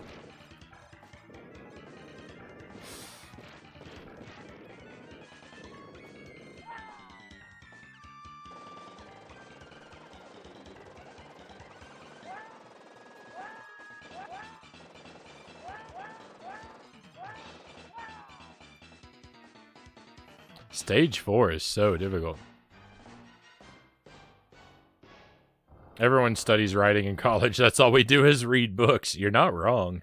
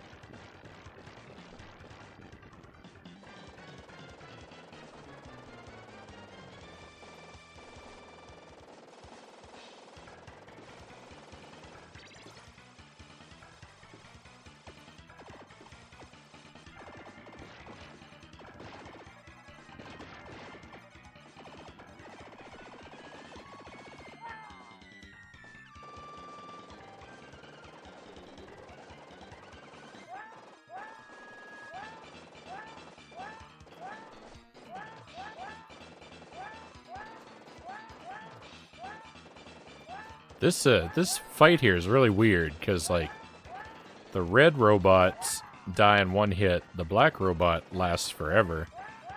I think, yeah, it's all about... The red guys don't really matter, you just have to defend yourself from them, but... It's all about taking out the black robot to actually make progress. This part's terrible. Okay. I thought that flame could be jumped over. I have learned that flame cannot be jumped over.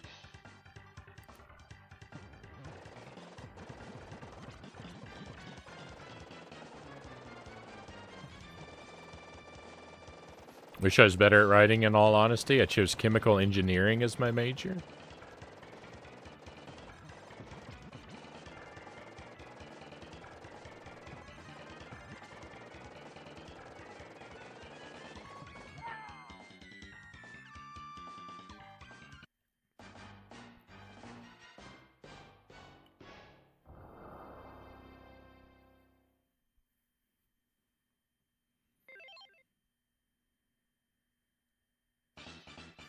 It was fun to study, and it was really useful for me.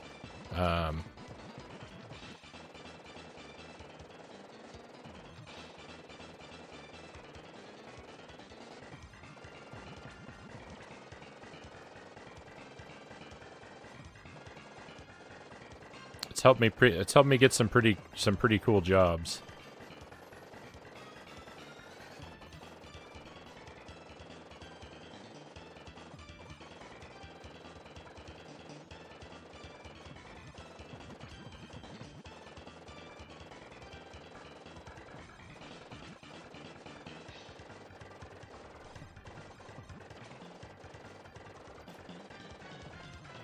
What do you think about this game so far? I don't know. My feelings on it are a little mixed so far. Budafingers. It's definitely a really good game, but I'm not sold on it as being better than the 8-bit games yet.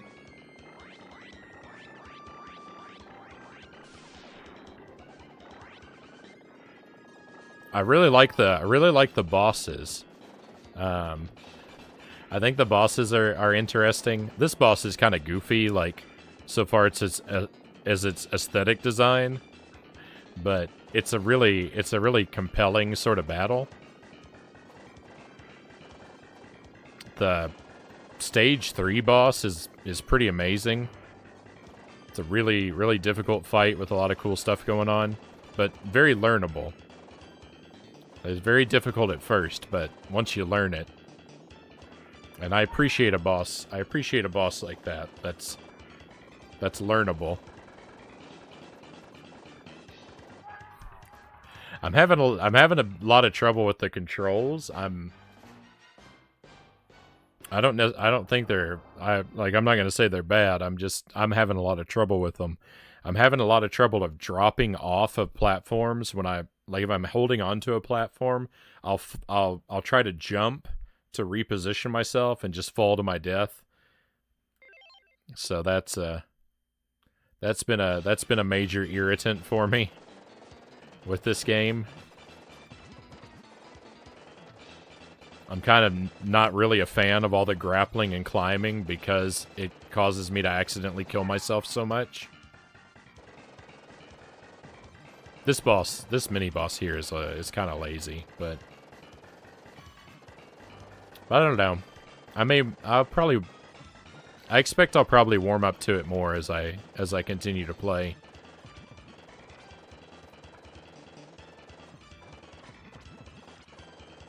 It's hard to have really fully formed thoughts about a game I haven't finished.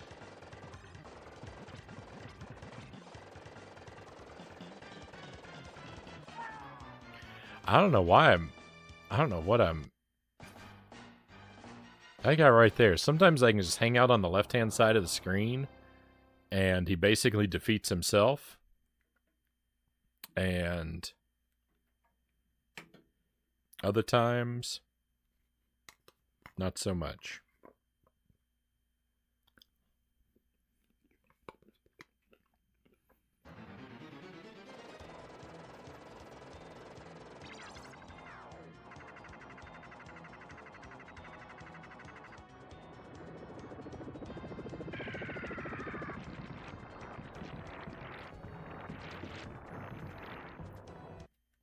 I've been playing this whole time with the basic 3 live setup.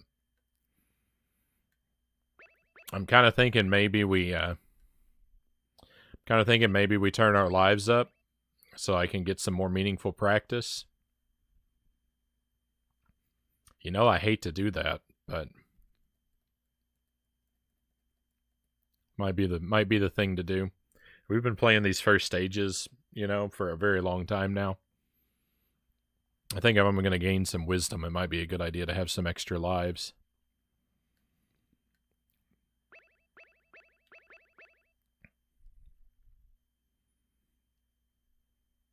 My feeling is that it definitely brings the sense of epicness up quite a bit. Oh, I can't disagree with that.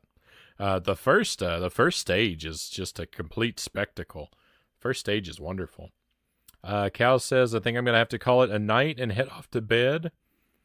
It was great to be back. Good luck making more progress. Thank you, cows. And we're gonna keep going for a while yet. I'm not run out of steam. I am beginning to doubt my ability to finish this game tonight. But I'm not ready to give up yet. I hope that you sleep well, my friend, and we will enjoy seeing you again, cows.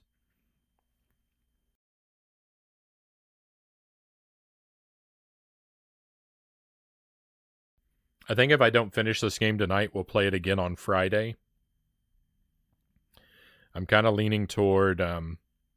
we already have Pac-Man World on the schedule for tomorrow. I'm kind of leaning toward Pac-Man World and Alien 3 again tomorrow night.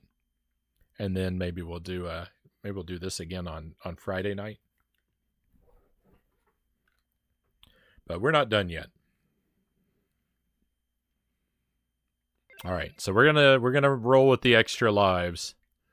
I've had the stock amount for a very long time, so this won't be a real. When we win, if we win, it won't be a real victory because I am now cheating, but it'll get us some practice, and then we'll be able to do a more legitimate run. We'll be able to do a more legitimate run after I've learned the game more.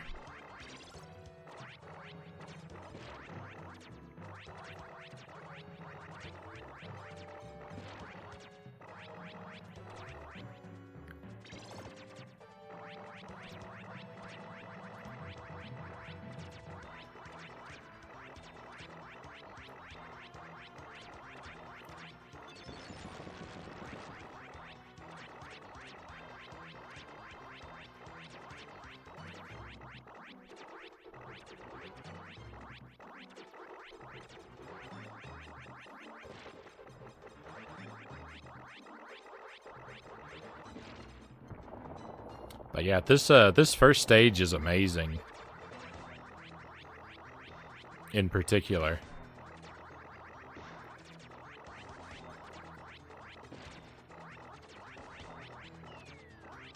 There's just so much going on.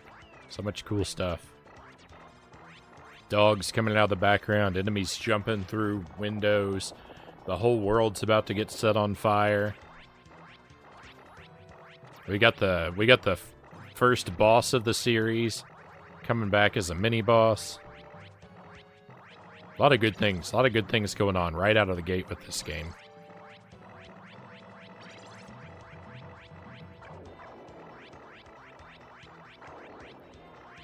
I don't really care for the C weapon. I don't think that adds a whole lot.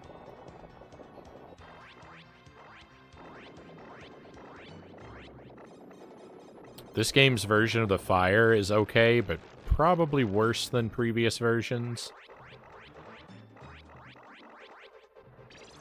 Homing shot, of course, makes life pretty easy.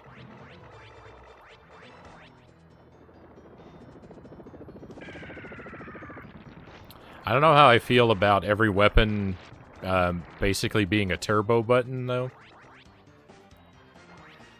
I kind of miss being required to mash the button for every weapon. I'm sure I'm the only one.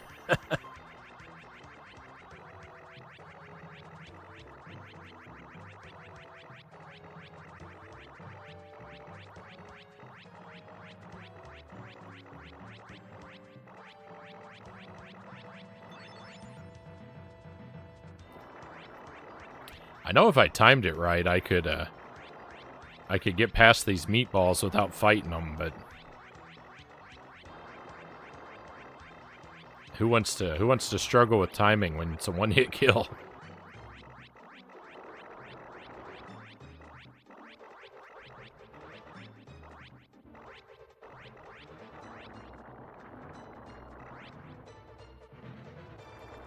Whoa! I got so lucky there.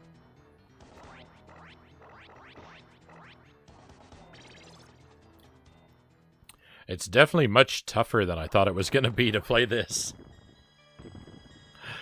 All of my practice from the NES Contra games, it's all meaningless.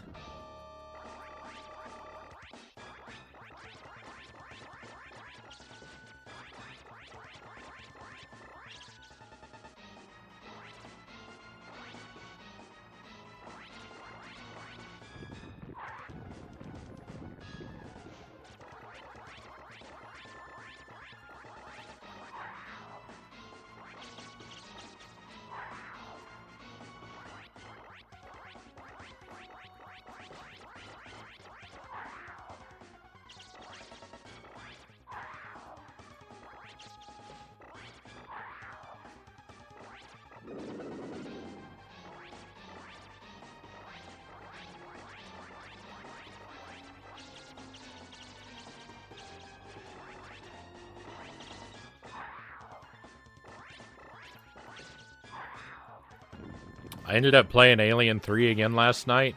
I made it all the way to the final boss on 1 life. And then I died once, and then I killed him, so I was so close. Well, killed them. There's 2 of them, but I was so close to having a deathless run in Alien 3 last night. It was kind of heartbreaking.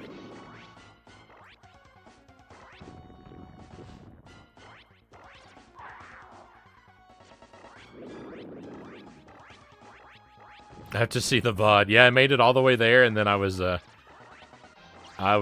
panicked. I panicked and just did very poorly. I was stumbling around and getting knocked down. The bosses were bullying me. I did the right thing. I just did it so poorly that I failed.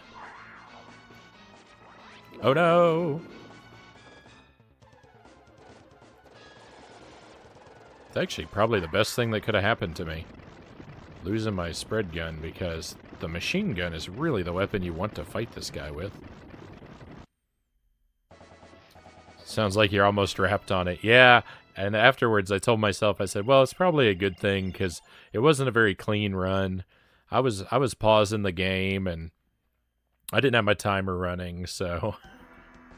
These are the lies I told myself to make myself feel better about messing up.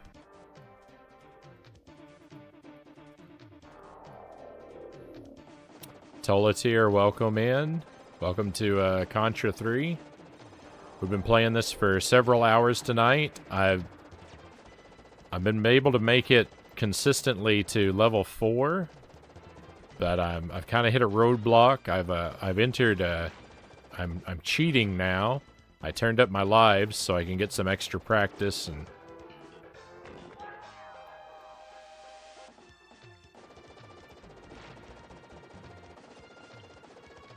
Learn the game. So my run is now illegitimate.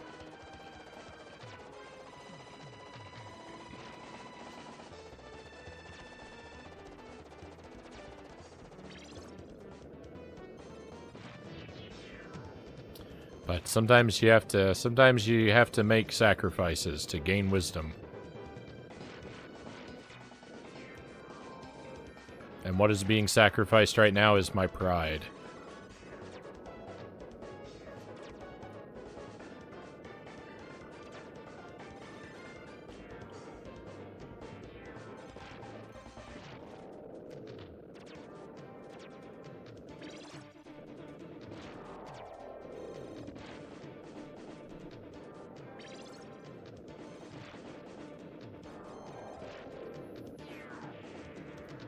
Glad you got to dig into it. It's more fun than it probably deserves to be. Alien 3, yeah. I'm kind of begrudgingly a fan of Alien 3 now. I have a real love-hate relationship with that game. I'm just now that I turned on these extra lives, I'm just throwing them all away. I'm being so careless. Even as I'm talking about how bad I'm doing, I can't stop doing bad. Anything coming up on the Genesis? No particular plans.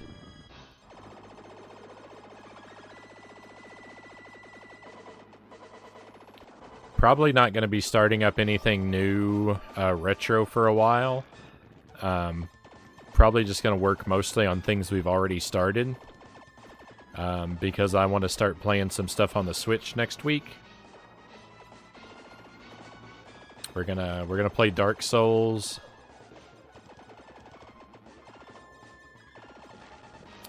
I want to play. Yeah, I want to try and play through Dark Souls. I want to play Horus. Maybe the Cuphead DLC. I'm not sure if I'm ready for that yet or not. I want to see about finishing up some stuff I never got around to in Hollow Knight. And I've got another indie game that Pookie Stan recommended that I check out. That will do at least one night.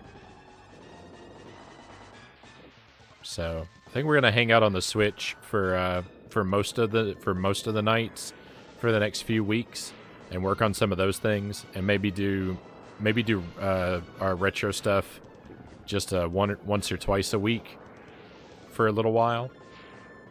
And then after I make my way all the way through Dark Souls, we'll go back to we'll start another big retro playthrough.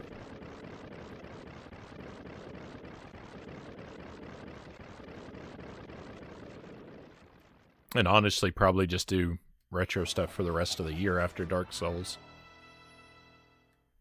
Really excited to see Dark Souls. I hope it goes well. I expect it probably will not. I expect I will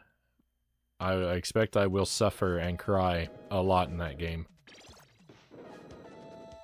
That's the reputation it has, at least.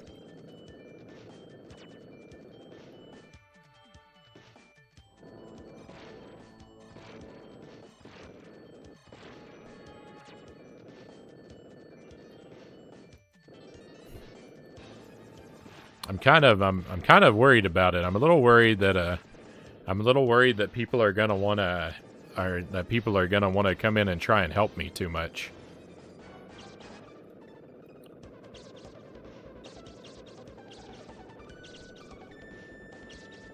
Probably gonna annoy a lot of people by repeatedly explaining our very strict no backseating situation, but I mean, what you gonna do? That is what it is.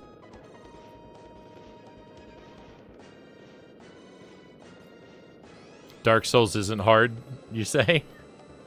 Maybe it won't be. Maybe I'll be a Dark Souls prodigy, and I'll just first try everything in the game.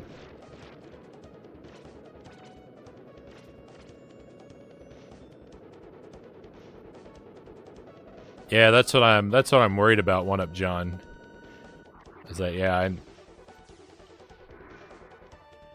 it's one of those things where I expect people are going to want to come in and, yeah.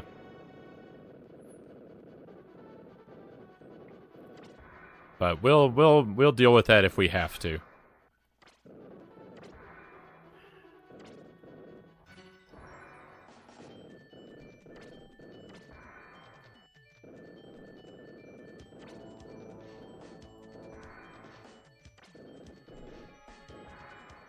Greg's Retro Channel. Great to see you, Greg. I stink at Contra NES, Greg says. I'm pretty bad at Contra 3 so far. I'm not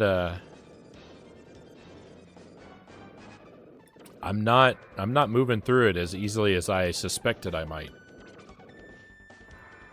All of my Contra training has failed me. Oh, I have no backseating as a tag.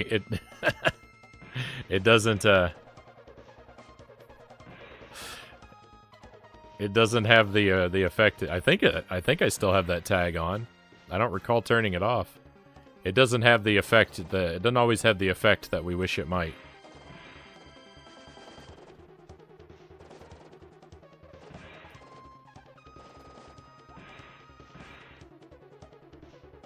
I don't have any tags for you? That's weird.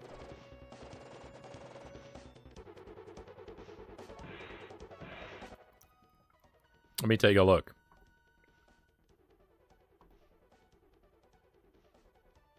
You're right, all my tags are gone. That's weird. I wonder if they all got deleted when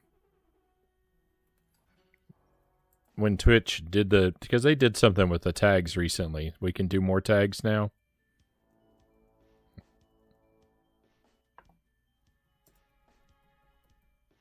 It doesn't auto-suggest tags anymore. I've got to spell everything correctly? That's no good.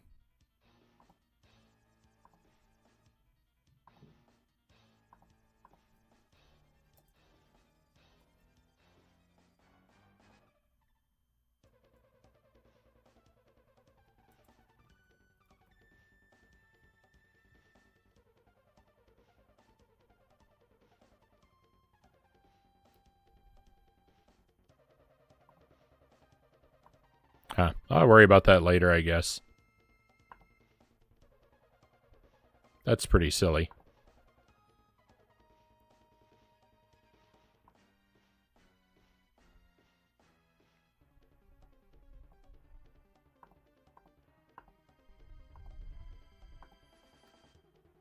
Twitch seems to delete tags all the time. Not that the no backseating / no spoilers does much. Yeah, exactly. That's kind of a... Just Retro is still there. That's so weird.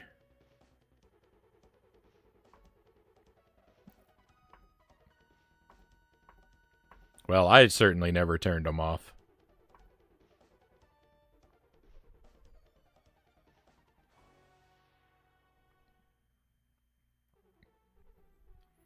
After seeing this game, I remembered I have the Contra collection on Switch, so I tried the NES Contra. Used to be really good at that game, Greg says, back in the day. Haven't played it in over 25 years. I'd imagine it's one you can get a little rusty at. And Cat Collad, welcome in. Great to see you. Happy Wednesday to you, my friend.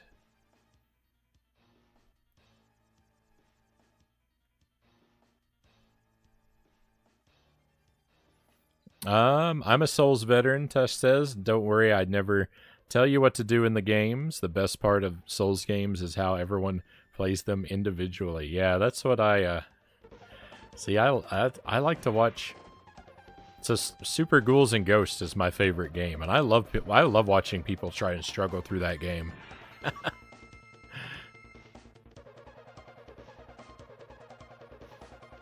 And, like, that's the, like, the fun of that for me is watching people try and figure it out.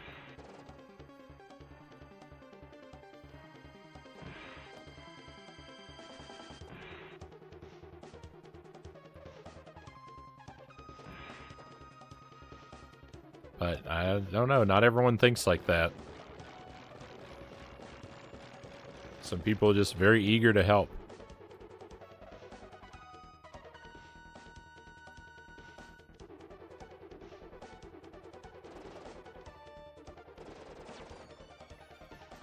So I need to remember to type in some new tags before the next time I go live.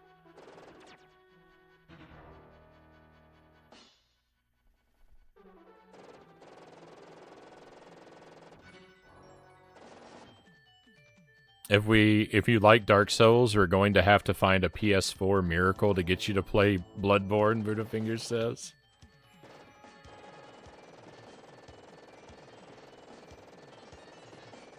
We shall see. I've owned a PS4 before. It's not completely out of the question that I would get one again.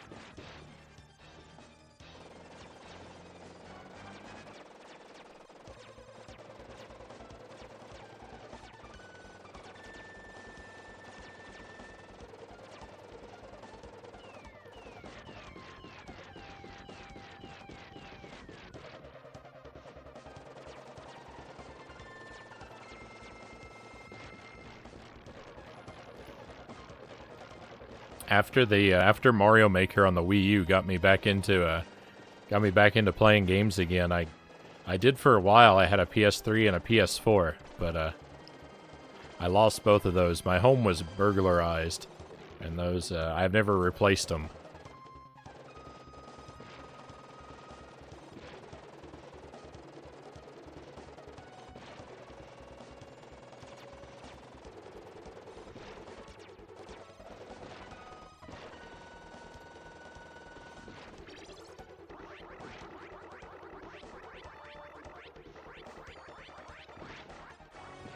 It was quite a while ago. It was very unfortunate when it happened, but turned out it wasn't the worst thing that could happen.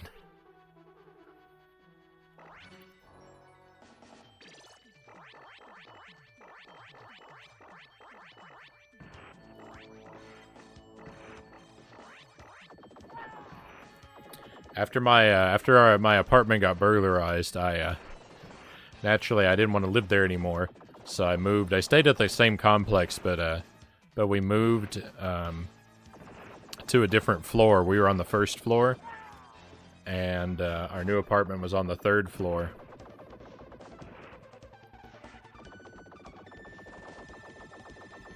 And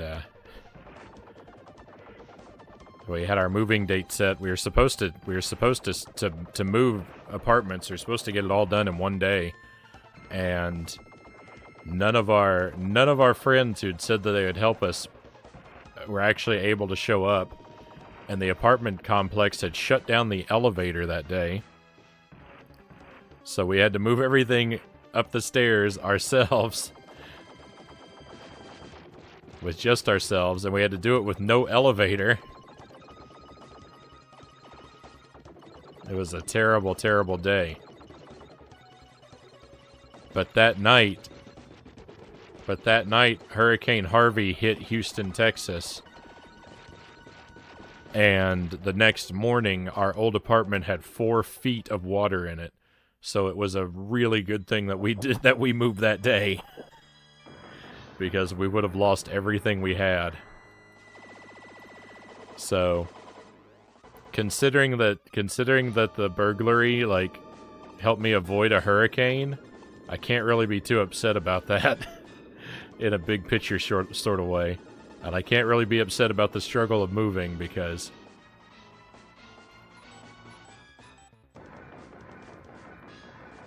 yeah.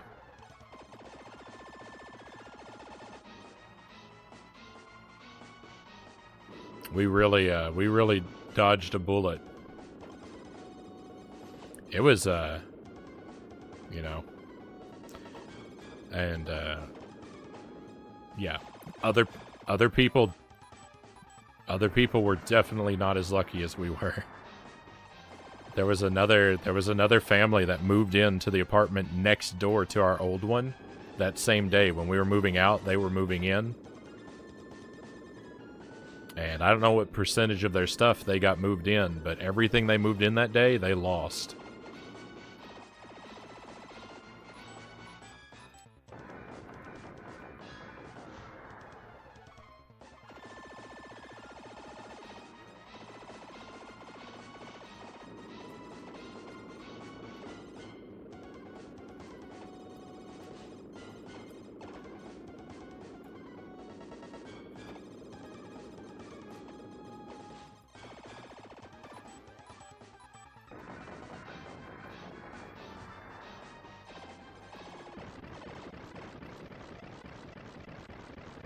We'd actually given them some of our furniture.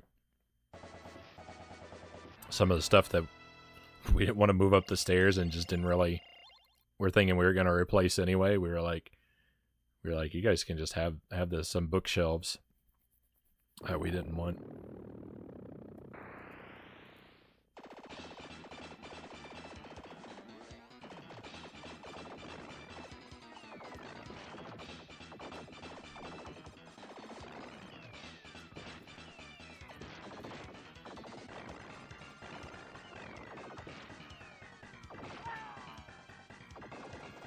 I don't know what I'm doing in this first part. I'm glad you're here to tell us the story. Well, me too. Me too, certainly. Let me rewind. Sorry, I fell behind on the chat a little bit here. Ghosts and Goblins Resurrection on sale at the Switch Shop for $20. Right on. I really liked Ghosts and Goblins Resurrection. I haven't finished it. I was playing it when the stream first started up. It was just a couple days before that game came out, so I played it a lot last year on the stream.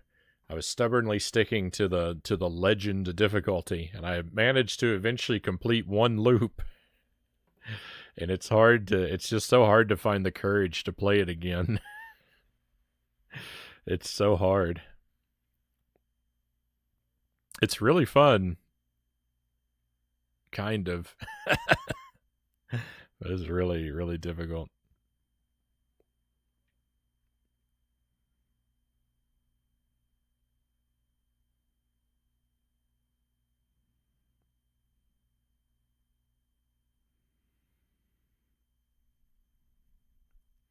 Cat Collard says, Dark Souls might be like a top 10 all-time game for me, but I'm 100% in the no spoiler camp. I'm excited to play it, and I definitely appreciate the perspective on spoilers.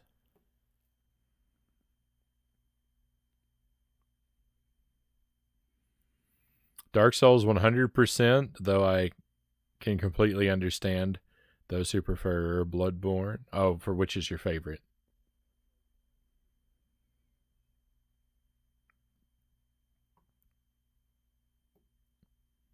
Yeah, a lot of people, the Hurricane Harvey, a lot of people had bad times. Had a lot of people had a bad time with that. We got really lucky. I got so lucky that my house got that my apartment got burglarized.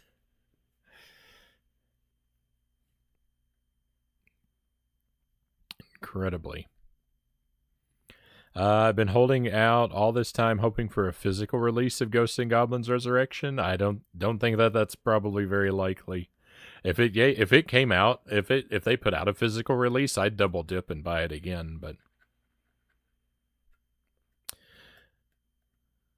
don't think that's likely to happen.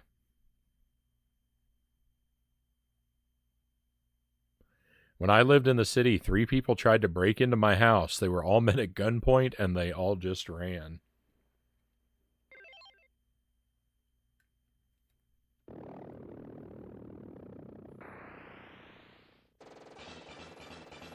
I wasn't actually home when the burglary happened.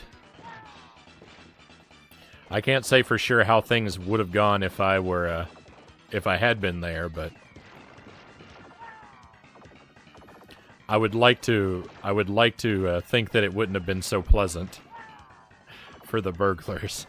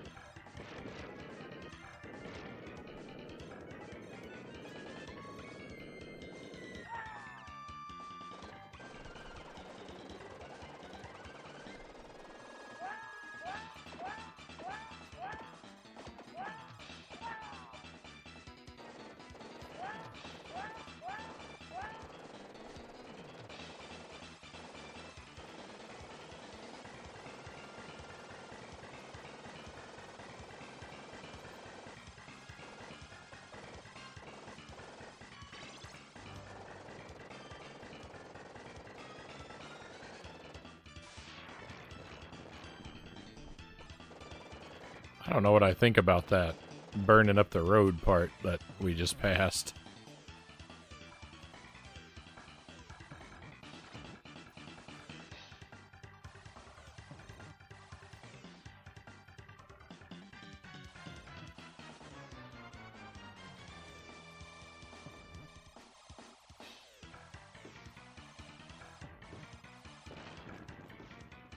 I think the secret to that guy is you have to blow up his missile close to his own face.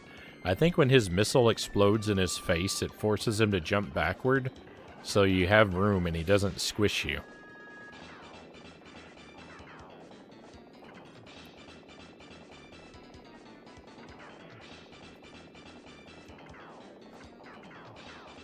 That's my new hypothesis about that guy.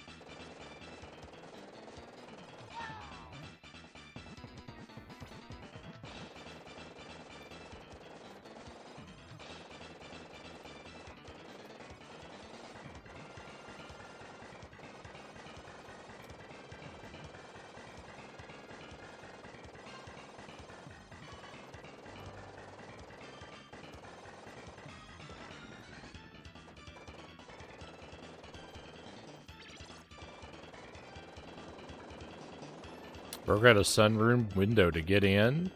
Still up watching One Punch Man.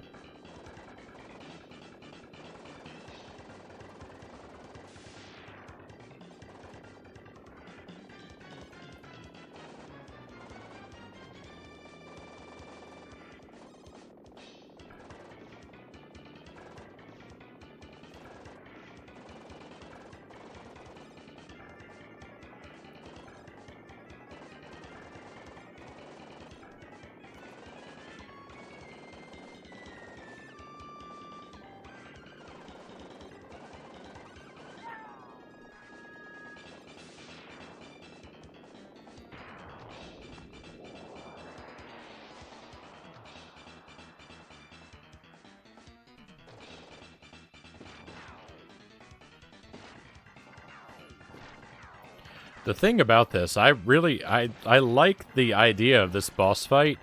This boss fight needs to happen on a widescreen TV.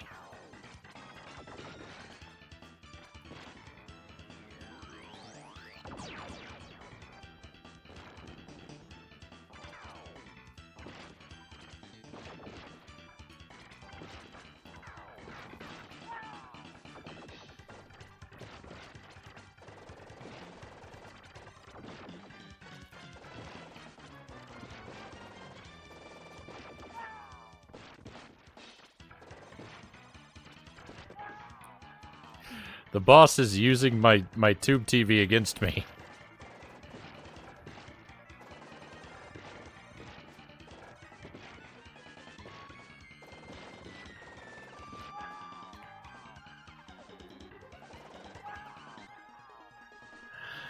Oh, this fight.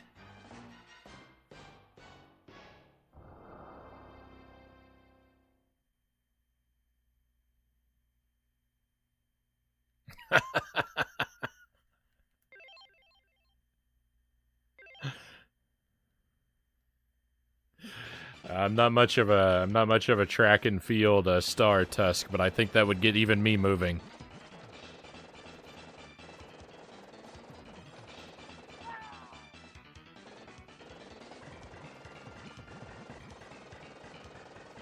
Hello again, Sparrow.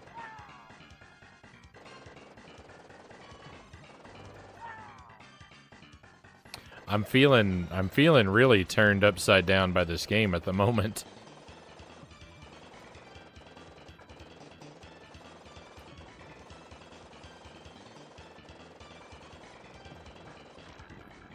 Level 4 is treating me poorly.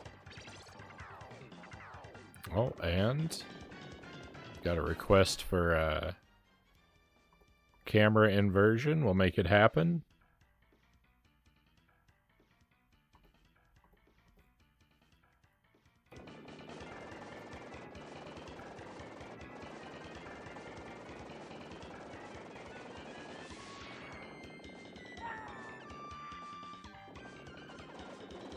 Oh, and a hydrate.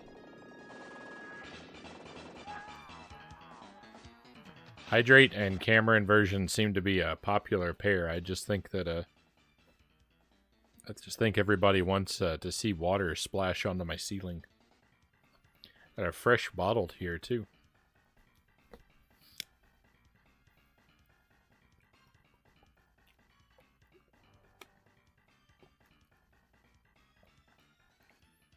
And a stretch break. We're going to do all the things. Upside down stretch break even.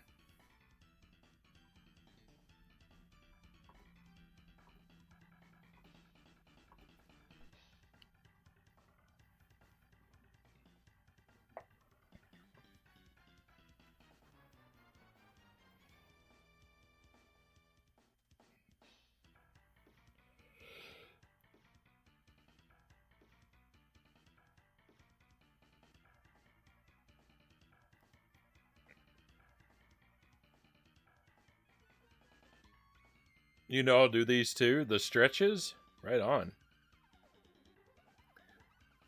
I highly encourage everybody to stretch along.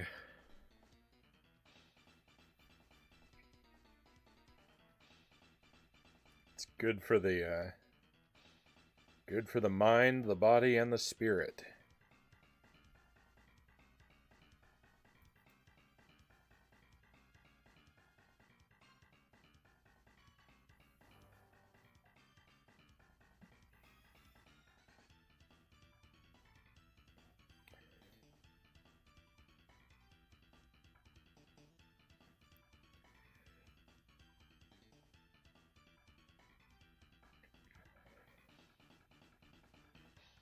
Anyone joining the stream right now, we want to ask so many questions.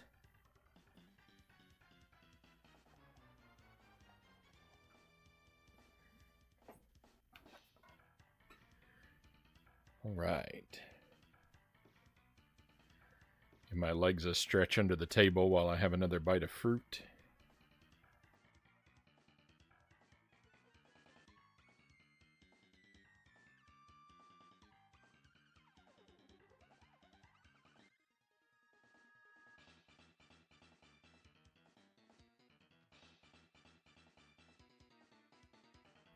I've been working on this bowl of fruit for like 4 hours now.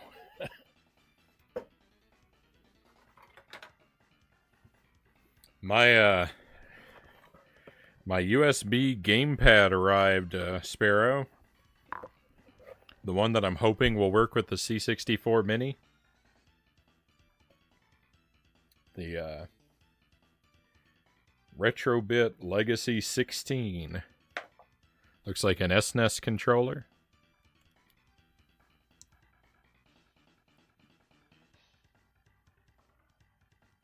I really hope it works. I'm so very tired of that joystick. I think I'm gonna swear off joysticks altogether. I think when we play Atari games, I'm gonna start using the Genesis controller. The C64 Mini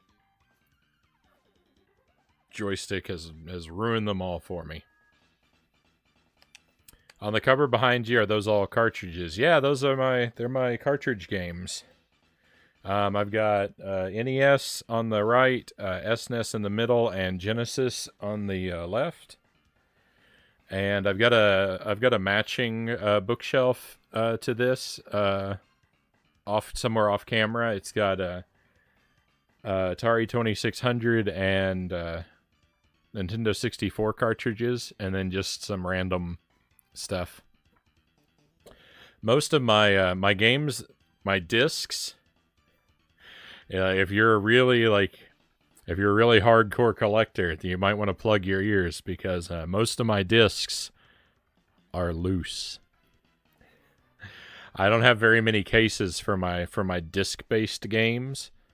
I don't have the cases because I threw them away. I saved the manuals, and I might have even saved the case inserts, though if I did, I can't find them. But I threw the cases away. I've got these nice metal boxes with individual sleeves for all of them. They do the trick. It's kind of like I don't know, it's a weird thing, like you push it in and then the drawer comes out, and then you can look through them, kind of like a cabinet some you might have vinyl albums in, but much smaller. Does the job. Do you keep them in a stack? No, I just kind of let them just scatter all about the desk. Sometimes, like, if I can't find a coaster, they're usually handy to have. They're just laying about. Sometimes they fall on the floor.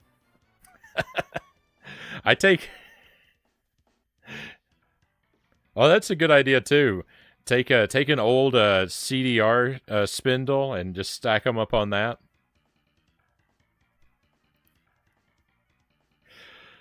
No, I keep them in sleeves in these little boxes. It's just I've moved around so much. There was a 10-year period where I had like 12 different addresses. I had to move so much, and lugging those games around, I was just like, I need to get rid of anything I can. And so it's just like, if I get rid of these cases, I can shrink these down to these little boxes, and it'll just be so much easier. That's one thing in my life that'll be so much easier. So I did that. I kept the manuals, and I think I kept the inserts, but I might have thrown those out at some point.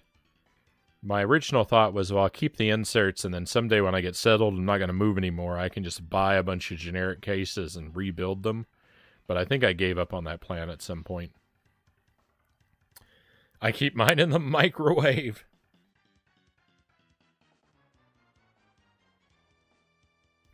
For the most part, you're a beast. I didn't see that before. For the most part, I'm pretty utilitarian. I'm pretty Spartan in my collecting. Like, all I really care about, I just need a cartridge or disc that's in working condition, and I'm happy. If I can get the manual, it's nice to have.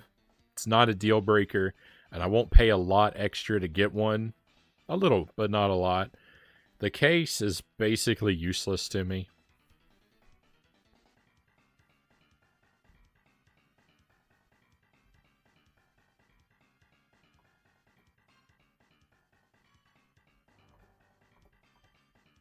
I'm not super interested in collectible things that their main value is just collector value.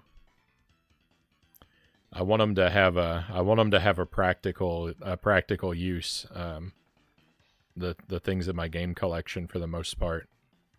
I mean, I do have a lot of useless collectibles, right? Like, like plush dolls and and figurines don't really have a lot of practical use, but I don't think about those in the same way either, I guess.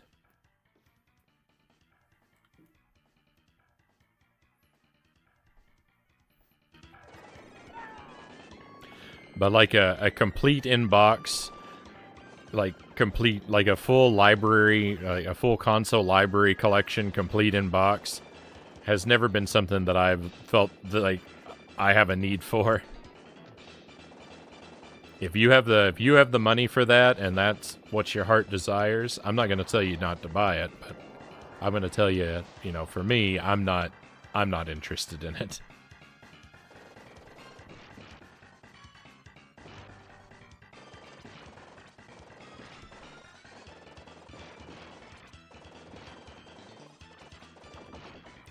It's always been very appealing to me though that if I buy a game that's in bad cosmetic condition, and I get a discount, then I can use that money toward other games.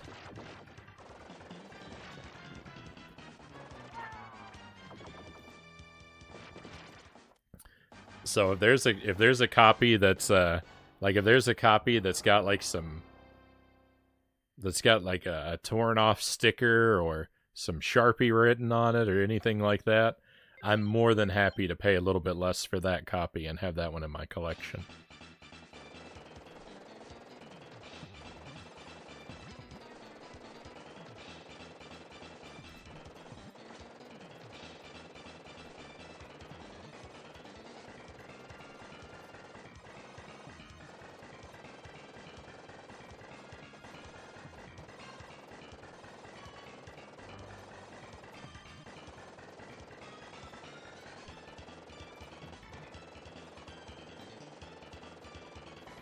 You know what bugs me? I'm not sure, but I await to be enlightened.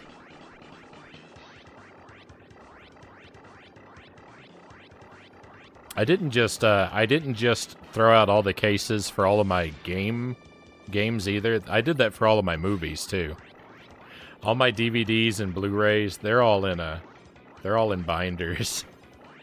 They don't have cases as nice as what my games have, but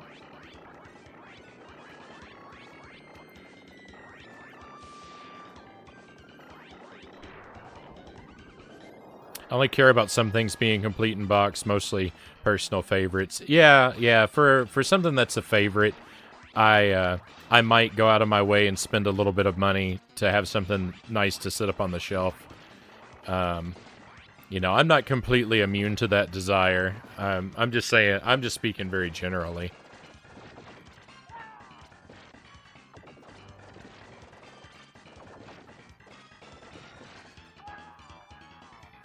This boss is just a nightmare for me. I don't...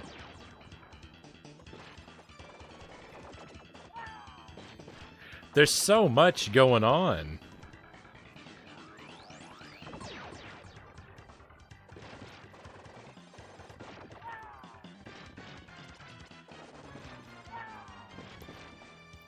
How does anyone accomplish this? I don't have time to take care of all the things that need to be balanced. Also find myself unconsciously rebuilding the rental wall from the local store. That's it, I'm out of continues. I feel bad about turning my lives up, and it didn't even help, so I'm going to turn them back down. I feel like I didn't do any better at all.